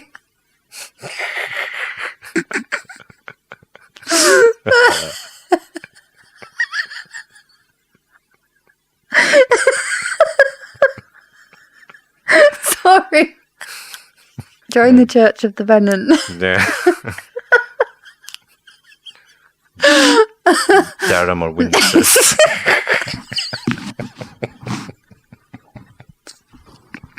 So they were surprised, Violet and Sloane, when like nobody died. Like, what? How crazy! Nobody died. But that was, I think, maybe the first hint that actually there's a reason for Basquiat to kill the aspirants and writers. They're not stronger enough to graduate. So we've been talking about it for a long time ago. What's the reason? But I think maybe this is in the book, Aaron Flynn, when they start to say that, okay, that's just not normal. And there's a reason. I've thought for ages it's to prevent riders from becoming Venom. And I've thought, I think I was going through this all the time when we were in our first series and you hadn't read the book, and I was like, we find out why in Iron Flame, we find out why. And this is where I have got that from, the fact that we know the Venom are recruiting people who fail to bond a griffin. Yeah. And I think leadership are worried that would happen. Yeah, at Basgiath. true. And the weak, you weed out the weak because the weak people are more likely to turn for more power. Well, that's what they say. You're as strong as your weakest link. Other thing that happens after this, that we had the Arishafir hatchling has chosen to emerge. Everyone felt it. In turn, explained that to Violet. The hatchling's choice transforms the valley back into a hatching ground. It changes the magic. Every channeling creature within a 4-hour flight of the valley will know. So when I was reading this, I was thinking like, how it transformed the magic. Like, what does it mean when it says they transform the magic? It's like it's being redistributed. Like we have like everything's maybe in one side, but when a dragon burns in another one, it's part of the magic goes Pulls to the magic back. Yeah. Yes, what it is. And then that made me think as well, like, could be this a reason for the orange dragons to change the hatchling ground? Are they like changing the magic for a special reason? And what could it be? Yeah. So they changed their... I can't even remember when we learned it. I think it was in an epigraph somewhere, maybe, where it said their original hatching grounds was in the Esben Mountains, but they moved along the mountains. They didn't have one ground. And they're temperamental, and they change their mind every now and again. Yeah. And I wonder if this surge of venin... Obviously, we know they're no longer just coming from the Barrens. They're coming from everywhere, even from within Basgiath. But I wonder if you're getting more because the orange dragons have returned magic to the Barrens by laying eggs in the Barrens. So you think that maybe they're trying to pull the magic back to the Barrens? Since maybe in that land there was drain because there was like so much power, and then they're just trying to... Yeah, a 7th Dan. Well, we're still assuming that was like the 7th Dan. Kind of confirmation. I'm still leaning towards it. There's two options. The 7th Den could be on the Isle Kingdom. Probably makes more sense that they are on the Isle Kingdoms. But I do like the idea that they drained the 7th... The venin drained and killed the 7th Den because Daramore was furious that they wouldn't bond a rider, or they couldn't fly them. Then that's why Navarre got so scared about the other hatching grounds, because they defeated one, or they destroyed one hatching ground. So that's the reason why they brought all their hatchlings to the Vale to protect them. If there wasn't a real threat of losing a hatching ground, why do you bring all your hatching grounds together? So it feels like there was some big event, like the destruction of a hatching ground, that led them to do that in the first place.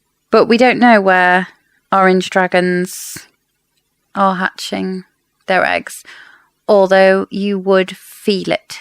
So if it was any less than 4 hours away from the Vale, or any of the Navarrian outposts, all the dragons would know. And all the dragons maybe do know. Maybe they're just not telling anyone. But the riders felt it as well. And the griffin and the flyers.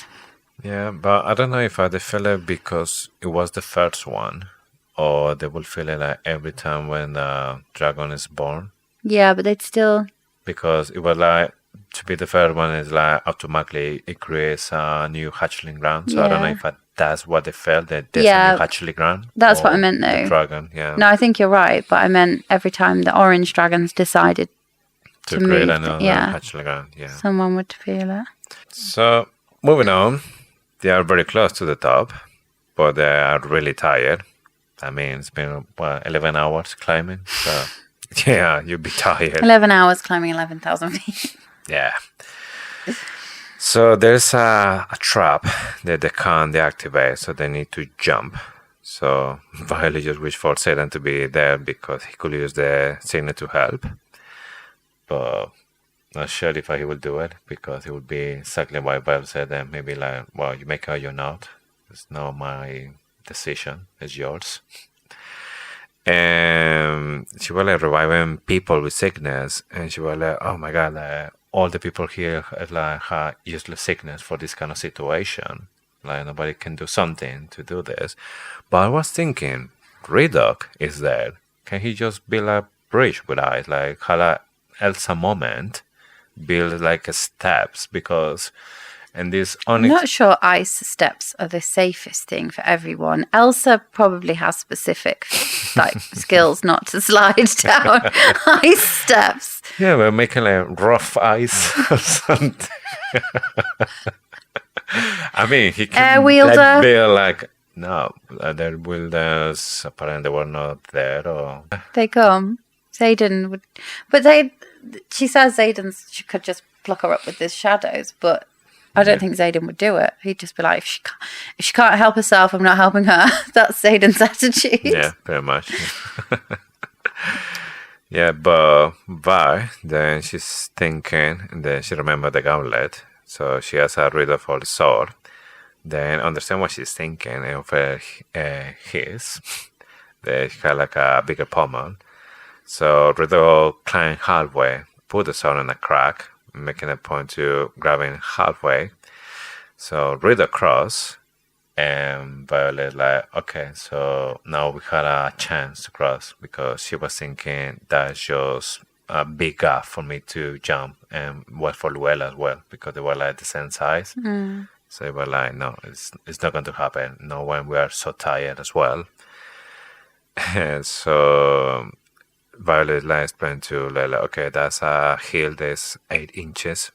7, says Dain. And then Martin's like, oh, imagine a man actually shorter than a girl's estimated. Yeah, we love Marin. Yeah, that was really funny. And then Vi were like, okay, I go first. Can I give you my second hint that Xaden's mum is Dune? This is the best one yet. Okay. I was really pleased with my Da Vinci Last Supper reference clue. But this one, please take the dizziness, and I swear I'll build you a bigger temple in Erasure. I pray to Dune. But maybe that plea should be aimed at Zanal, because damn do we need some luck. Butterflies attack my stomach. She's promising to build Dune a bigger temple in Erasure, which means Dune already has a temple in Erasure. We know Zanal has a temple in the town near Basgias. I can't remember the name of it. Why on earth would she be praying to the goddess of war? She needs to pray to Zanal. But that is like, that's dropped in there to tell us that there's a temple in Erasure. And I'm thinking Hercules. There's a temple of Hercules. Hercules is slightly different, isn't it? Because he was... I don't know the real story. I'm only going by Disney's Hercules right now. But so talking about the Temple of Zeus. Yeah. Sorry, not the Temple of Hercules. Yeah. There's a Temple of Zeus. And the son of Zeus goes to the temple, finds out he's the son of Zeus. Is Xaden going to rock up to the Temple of Dune in Erasure? It's just weird. That's there just to let us know that there's a temple in Erasure for Dune, not for Zanal. She should be praying to Zanal. She usually does get her gods right. This one is there for a reason. And I think it's to let us know that there's a link between Erasure and Dune. Yeah. Did Fen somehow become... I don't know, did Dune visit Fen? Did he manage to get a marriage contract with the goddess of war? Did he sell his soul for the... I don't know.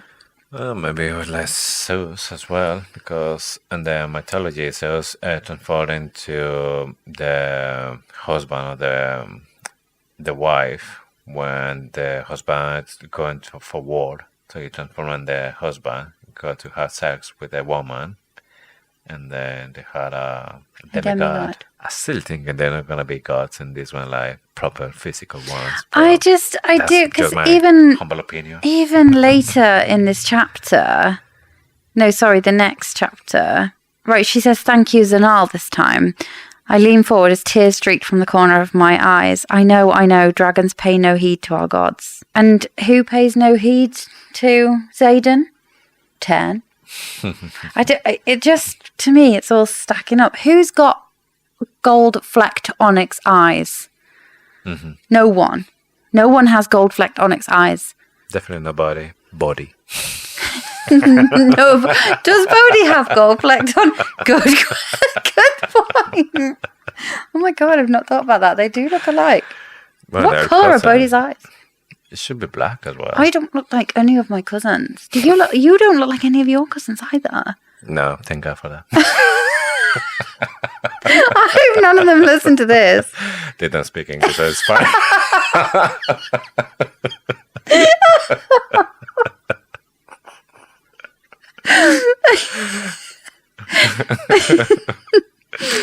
Okay.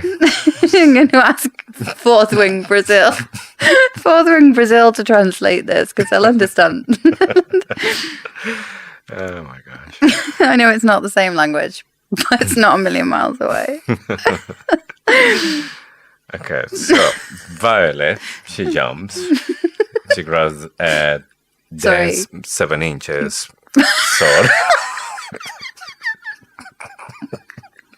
Come on, fuck it.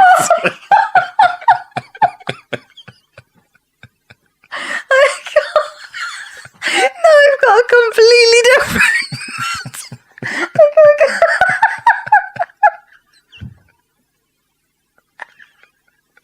I've got a completely different picture of what happened. A few moments later. She managed to pass at the other side. Okay. And it's Luella's turn. She is as mild as Violet. She managed to grab the pommel. Come on, I'll take the pommel. I'm gone. I'm sorry. One eternity later. She jumps and she falls in the rope when it's supposed to be like the trap. She realizes about it, so she jumps straight away. She jumps towards Violet and throws herself forward. Violet catches her, but then she falls with Visha as well. So the 3 girls are hanging on the cliff. And Violet's hanging there from the cliff with Visha and Luella hanging from her. And the shoulder straight away pop up on the socket. Blech. Because she's holding there with these 2 women. There's been 3 gross things that's happened, apart from Violet grabbing Dain's sword. So, Visha is dead, but then is Sibi, I think it's called Sibi.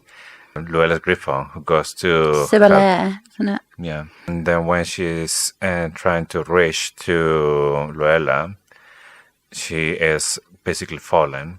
So Violet is screaming, shouting for Redok, but Redok is in the wall with 2 arrows in the abdomen. He's even bleeding on his mouth. And he said, it's okay, I'm fine. Oh, God. I cuss so hard to read. And then Violet shouts straight away, Brennan! Oh, I know. Oh, my goodness. Well, like, this bit... I'm sorry, Redok. I get Liam feels here. He's cheated death. And you know when someone cheats death like that, Malek's marked your card. Yes. Will Malek come back for Redok?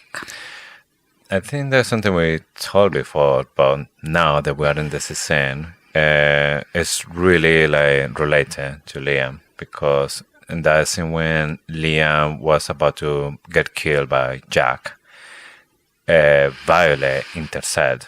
So Violet is responsible for save his life. And I think here is happening exactly the same, because Violet is there and she is the one who does something to avoid the Redok dies. Yeah. So it's like cheating dead as well. That is like the parallel route with Liam. Yeah. In this interview with Rebecca Yarros in London, you start to see that she was like already saying a lot of things about like Redok. Yeah, I came out of that church With that feeling like Redok wasn't going to make it out. So hard to read. I said it several times, but it doesn't matter how many times I read it. It does get easier because I know he's not dead yet. Mm-hmm. But the first time I cried and cried until I got through this scene, I cried and cried. Okay, then it's happening again. Yeah. They've all got to graduate, just like she says in the next bit. They promised that they would. They made a deal. And, it's really hard. I still get a lump in my throat when I think about it. It's like incredible writing. It makes you feel like this about characters that don't exist. Yeah. So good. True. Chapter 44? Yes. The epigraph. When a griffin bonds, it does so for life. Guard your life as you would your griffins, for they are forever intertwined. Chapter 1, the canon of the flyer. The canon. The codex. Yeah. This, for me, is a sign that griffins are... There's two ways you could look at it. I think you might supposed to think that griffins are weaker than dragons because they can't survive the death of their rider. But I think that griffins may be more pure of heart. So they may be more... They do bond, and they do it for real. They do it for real, yeah. They're not just using their rider for something else. We know the dragons are, because the dragons needed wards to protect their veil, but there's other things that we think the dragons are potentially hiding. But it just makes me think that griffins maybe are the good ones. I think it's hard to say the griffins, they treat differently the flyers. And I don't know if maybe it's something about the size, because dragons, it's always like they are so superior. They are like something completely different to humans. So they're always like trying to make that like difference. But griffins are not that big in comparison to humans. I think they're just like 1 inch and 1 feet taller than Xaden or something like this in one of the descriptions. So they're just like a really big horse, basically. Yeah, for the stuff that you see here, it's like when they bond with you forever. So we don't have to wait that much to find the resolution about Luella in this chapter, because it's just like in the first page, Luella just starts to slip. Sibyl can't do anything, and she just falls. She falls, and then she just disappears between the clouds. And when she's falling, then it's Dain, the one who jumps to rescue Violet. But doesn't she? She tries to rescue Luella, Sibby. Yeah. But she grabs Vicia because she's in the way and throws her back onto the cliff. Yes. So she just like getting closer to Luella. So their intention was save Luella first, but because Vicia was first, so she can't reach. So taken out of the way, and then try to go to Luella. But when you go to Luella, it was too late. So Luella fell. And it's something the cat started to like shout about it. We save one of your riders and you throw one of our flyers. Blah, blah, blah. I never heard her. Dain is the one who rescued Violet. So we see this redemption path here. He gives the sword. They give him like advice. He jumps and until he hurt his leg when in that jump. And he grabs Violet from the cliff. But Mira is there with Sibby because she knows that it's just minutes what they have. And Sibby is just screaming, crying until she starts to like fade in and then finally die. So Violet is not even looking because it brings the memory of Liam. Yeah, she perfectly can't watch. fine, but just dying. Yeah, Marin comes to Violet's defense against Cat. Again, another tick in the box for Marin. Yeah, but Cat is not giving a shit and she will like kill Violet, and then it's Dain, the one that's saying like, come closer and I will kill you. Yeah. And not like Ryerson, I don't give a shit about who your uncle is. And Sloane is like, I'd do it for fun. Tan says something feels wrong. Something feels off. Everything is off. It's all fucking wrong. Wyvern. Yeah, but the way the wyvern appears is just, oh my god. So CB dies, so the head is like hanging on the cliff, and then you see this massive grey hair just coming up. I know. Take it out. Fuck, wyvern. Yeah. Yeah. But Brennan's there. Sawyer, this is sad. Best friends for life. Riddick. Riddick is dying. Sawyer pushes forwards, his eyes bulging with fear as he brings up the last of our squad and the tail section begins. He's terrified of losing his best friend. The first thing that Violet thinks once he sees the orange dragon coming, this mob with Brennan, he is immediately asked to then put my shoulder back, put it in the place. Like, what? You don't want to wait for your brother is coming? No, he want to. I know that he will try to do it for me first. And Riddock is dying. He needs help first. So she just want to. This is how I think that she intervenes. It totally is. Yeah. But again, gross. I can't cope with all this grossness. I need to you put it back like when you did when I was 14, and then when you were 17. So he does. So they're freaking out because they know there are more than one, but they know like how many are because the dragons can't see. Violet just calling for Tan. So Tan arrives in the cliff in the mountain, and then they're like, remember that you are injured. And then she was like, remember that you are just a memory reader. Ouch, burn. Yeah. Would Ryerson let you fly off all wounded? Yes, and that's why I love him. Double burn. This is like a really cool scene as well. She started flying with Tan, started to do some flying maneuvers. They were practicing all the time, fourth wing, for this kind of situation. But she tries to get an air wielder. I just wanted to say one thing about that. Geothal is the dragon for the air wielder. It means wind. Like, didn't think about it too much. Yeah, but I like it because it's like if we hear some names of dragons, we can possibly try and work out signets. We know Andana means second honor. I think that's to do with the fact that she's going to die for the greater good. It's been her honor. But I know. That's what I can't get over. Second honor. It's the second one. Liam was the first one. Yeah. Ooh. We found out there's 4 wyverns, rideless, and they're chasing Tern. Violet has an idea with all the Felix class, and then they're trying to bring all the wyverns together between the clouds, and they use the clouds to just wipe them up with lightning. It works. And she kills all the 4 wyverns by herself with just one hand. I know, it's really, really cool.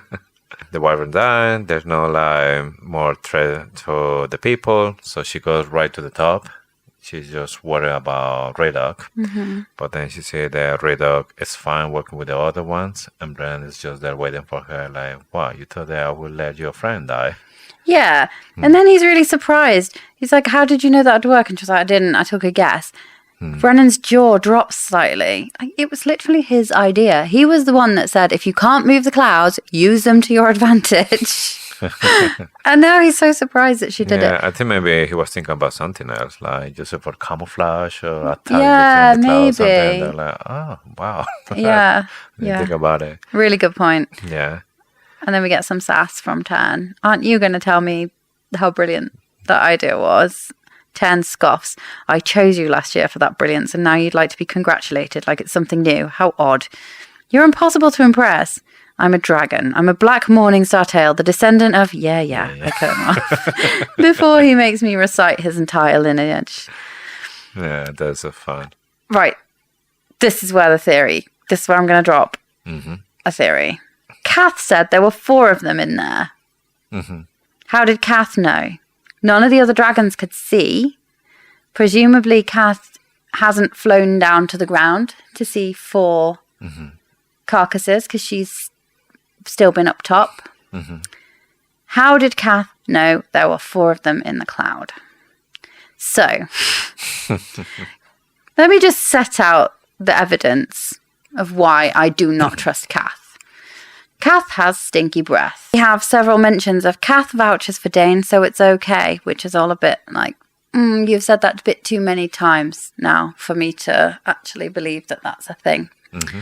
Kath knows there were 4 wyvern in there when the other dragons, not even Ten, who was fighting them single-handedly, knew. He thought there were 2. He did not know there were 4. Yeah, I think there's one of the dragons said there's 2 because Sam said Aetrum, yeah, it's he said there's 2. Riddick's Yes. dragon. And that's why I thought Aetrum might be quite good at seeing things, but not that good. Not as good as Kath. So Jen, one of our listeners, messaged me at the perfect time today. She said, and I'm writing this in capital letters because I'm so excited about it. What if Kath's previous rider turned venom and is still bonded somehow? And that is why Kath's breath smells. That is why she is somehow hyper aware of where these venom are. What if she is bonded to the rider that created these wyvern? So she shares somehow that collective consciousness. Wyverns, maybe. That could be why. Because we were saying potentially she bonded Dain because Colonel Atos, like maybe there's a link between orange dragons and they all know and they think Dain's the same, so he will join this new faction of riders and dragons who are sympathetic to the venom. But why not? And then we were kind of having this conversation about how always Kath bonded both to a venom and to a rider. But we have an epigraph somewhere that says, I think it's from Kaori, and it says, it's not known when a dragon decided to choose only one rider rather than to increase their odds with 2. So we know that 2 dragons can bond one rider, which would be surely more dangerous because you're filtering so much power into something so puny. Not that Violet is puny. I'm saying that a human... In comparison... a human is puny. I don't say that like something impossible. Yeah. It makes sense. It makes more sense than 2 dragons with a rider. Yeah. I am now absolutely... I'm adding this to the hills that I'm dying on, and there's loads, and I'm slowly dying on all of them. Or loudly dying on all of them. But what if Kath's previous rider turned venom? And she's still connected to the venom. Yeah. There's so much, so many receipts for that. I'm really excited about it. And that is why Dain is going to end up killing his own dragon to save Xaden. I thought he might save Violet, but I think it'll be even more of a redemption arc if he does it to save... ultimate redemption. Yeah, to save the man that Violet loves. Yeah. He's going to have to kill his own dragon. And then he's going to slowly die. Yeah, it's going to be another Leon moment. Probably even worse. If I, let's say, Xaden. Yeah, because it won't happen. Sacrificing himself, killing his own dragon. It'll happen in the 5th book, won't it? So we'll have 2 more books of Dain redeeming himself. Just enough to tear our hearts out when he dies because he has to kill his own dragon. Yeah, we know that Rebecca Yarrow liked to turn characters from like a lot of flaws to something perfect, and once there's something perfect that people love, she decides to kill it. And she's such a good writer. Like honestly, yeah, she's so good. We're getting to the end of this chapter, so when they are talking about we had these wyverns there, they were less than 4 hours flying from here, so they know that we had a new hatchling ground here. That means the wyvern, the venom knows as well. And Brennan knows this because he read it in the book that Tekaros gave it to him. And then Violet was like, the book that you don't want to show me. And then this is the weird part for me, like Brennan is using his rank to say that she had no clearance for that. And like, this is maybe the first time that actually Brennan is not being Violet's brother, it's being now like... Yeah, but he was like this with Xaden earlier, which is another hint to where he's so royal, or where he's a god, a demigod, where he says, I can't believe you brought Violet here. And Brennan says, I can't believe you outrank me. And he said, I do in every way but one, which is like power, because his power outranks Brennan's. That's the one that matters. Deity? No. Yeah, that is the one that actually matters. Deity, royalty, title, just the title of a Duke of Eurasia, fine. But what if he's a deity, or what if he's the Prince of Pommel? Those outrank Brennan even more. And it's the second time that Brennan's pulled rank. Yeah.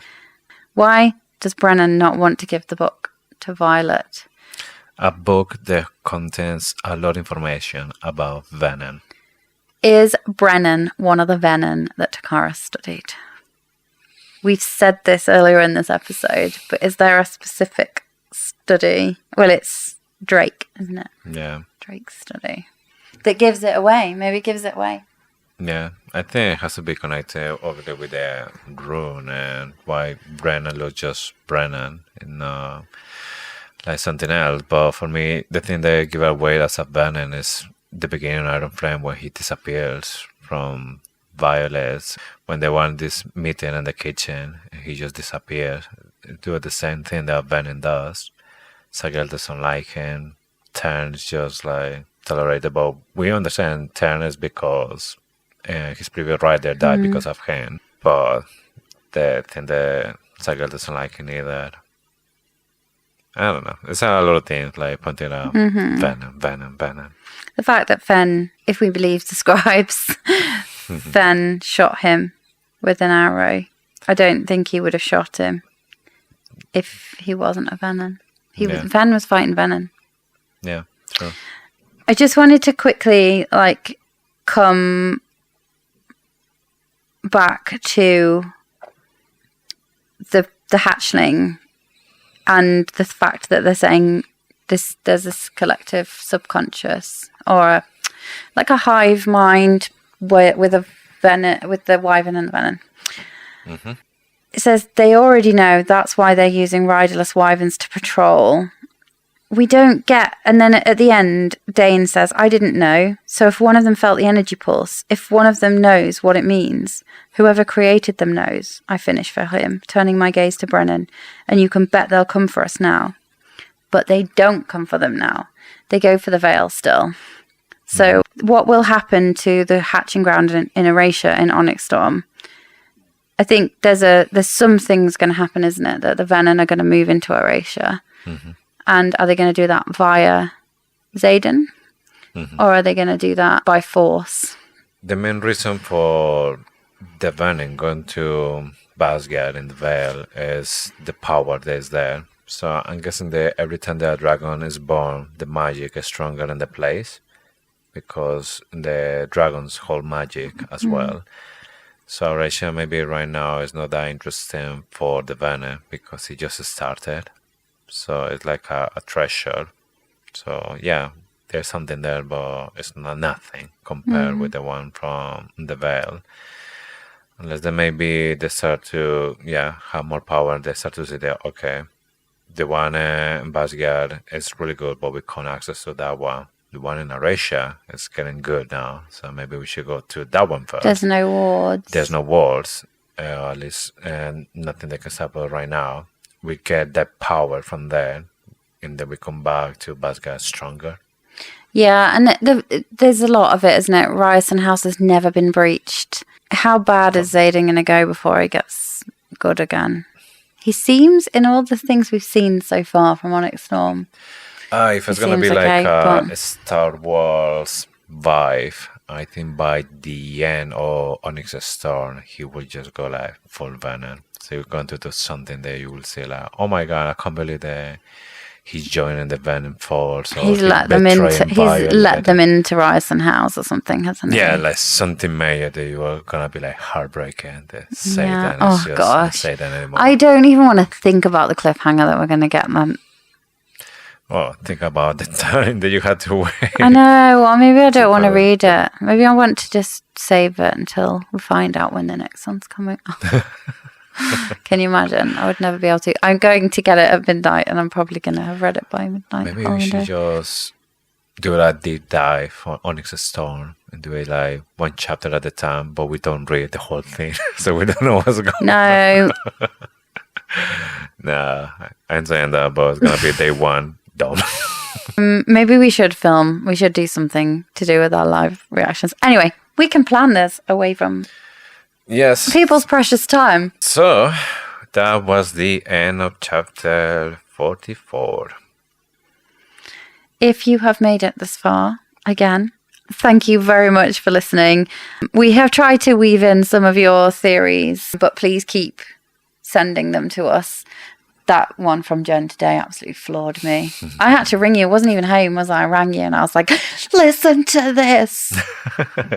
Yes, I mean, there's a theory that supports already the theory that you had already. So, Oh, it just ticked all the boxes. Brilliant. yeah. Anyway, we will be back next week looking at chapters 45 to 48. Yes, that's Why do I correct. find it so hard It's comfort. to count?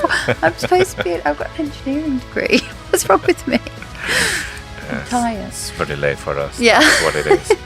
Yeah, so thank you for listening to us. If you're not already, which we suspect you are, please come and follow us over on Instagram at Faithfully Fantasy Pod and let us know your thoughts. Please give us a rating wherever you are listening to this podcast on your favorite podcast app. And we really look forward to diving deep into chapters 45 to 48. next week. Just remember that we had also a website where you can find every single episode of Faithfully Fantasy. Also, you can find more information about us, what we're doing, everything about us. You will find that on the website. That's faithfullyfantasy.com. We hope you enjoyed today's episode.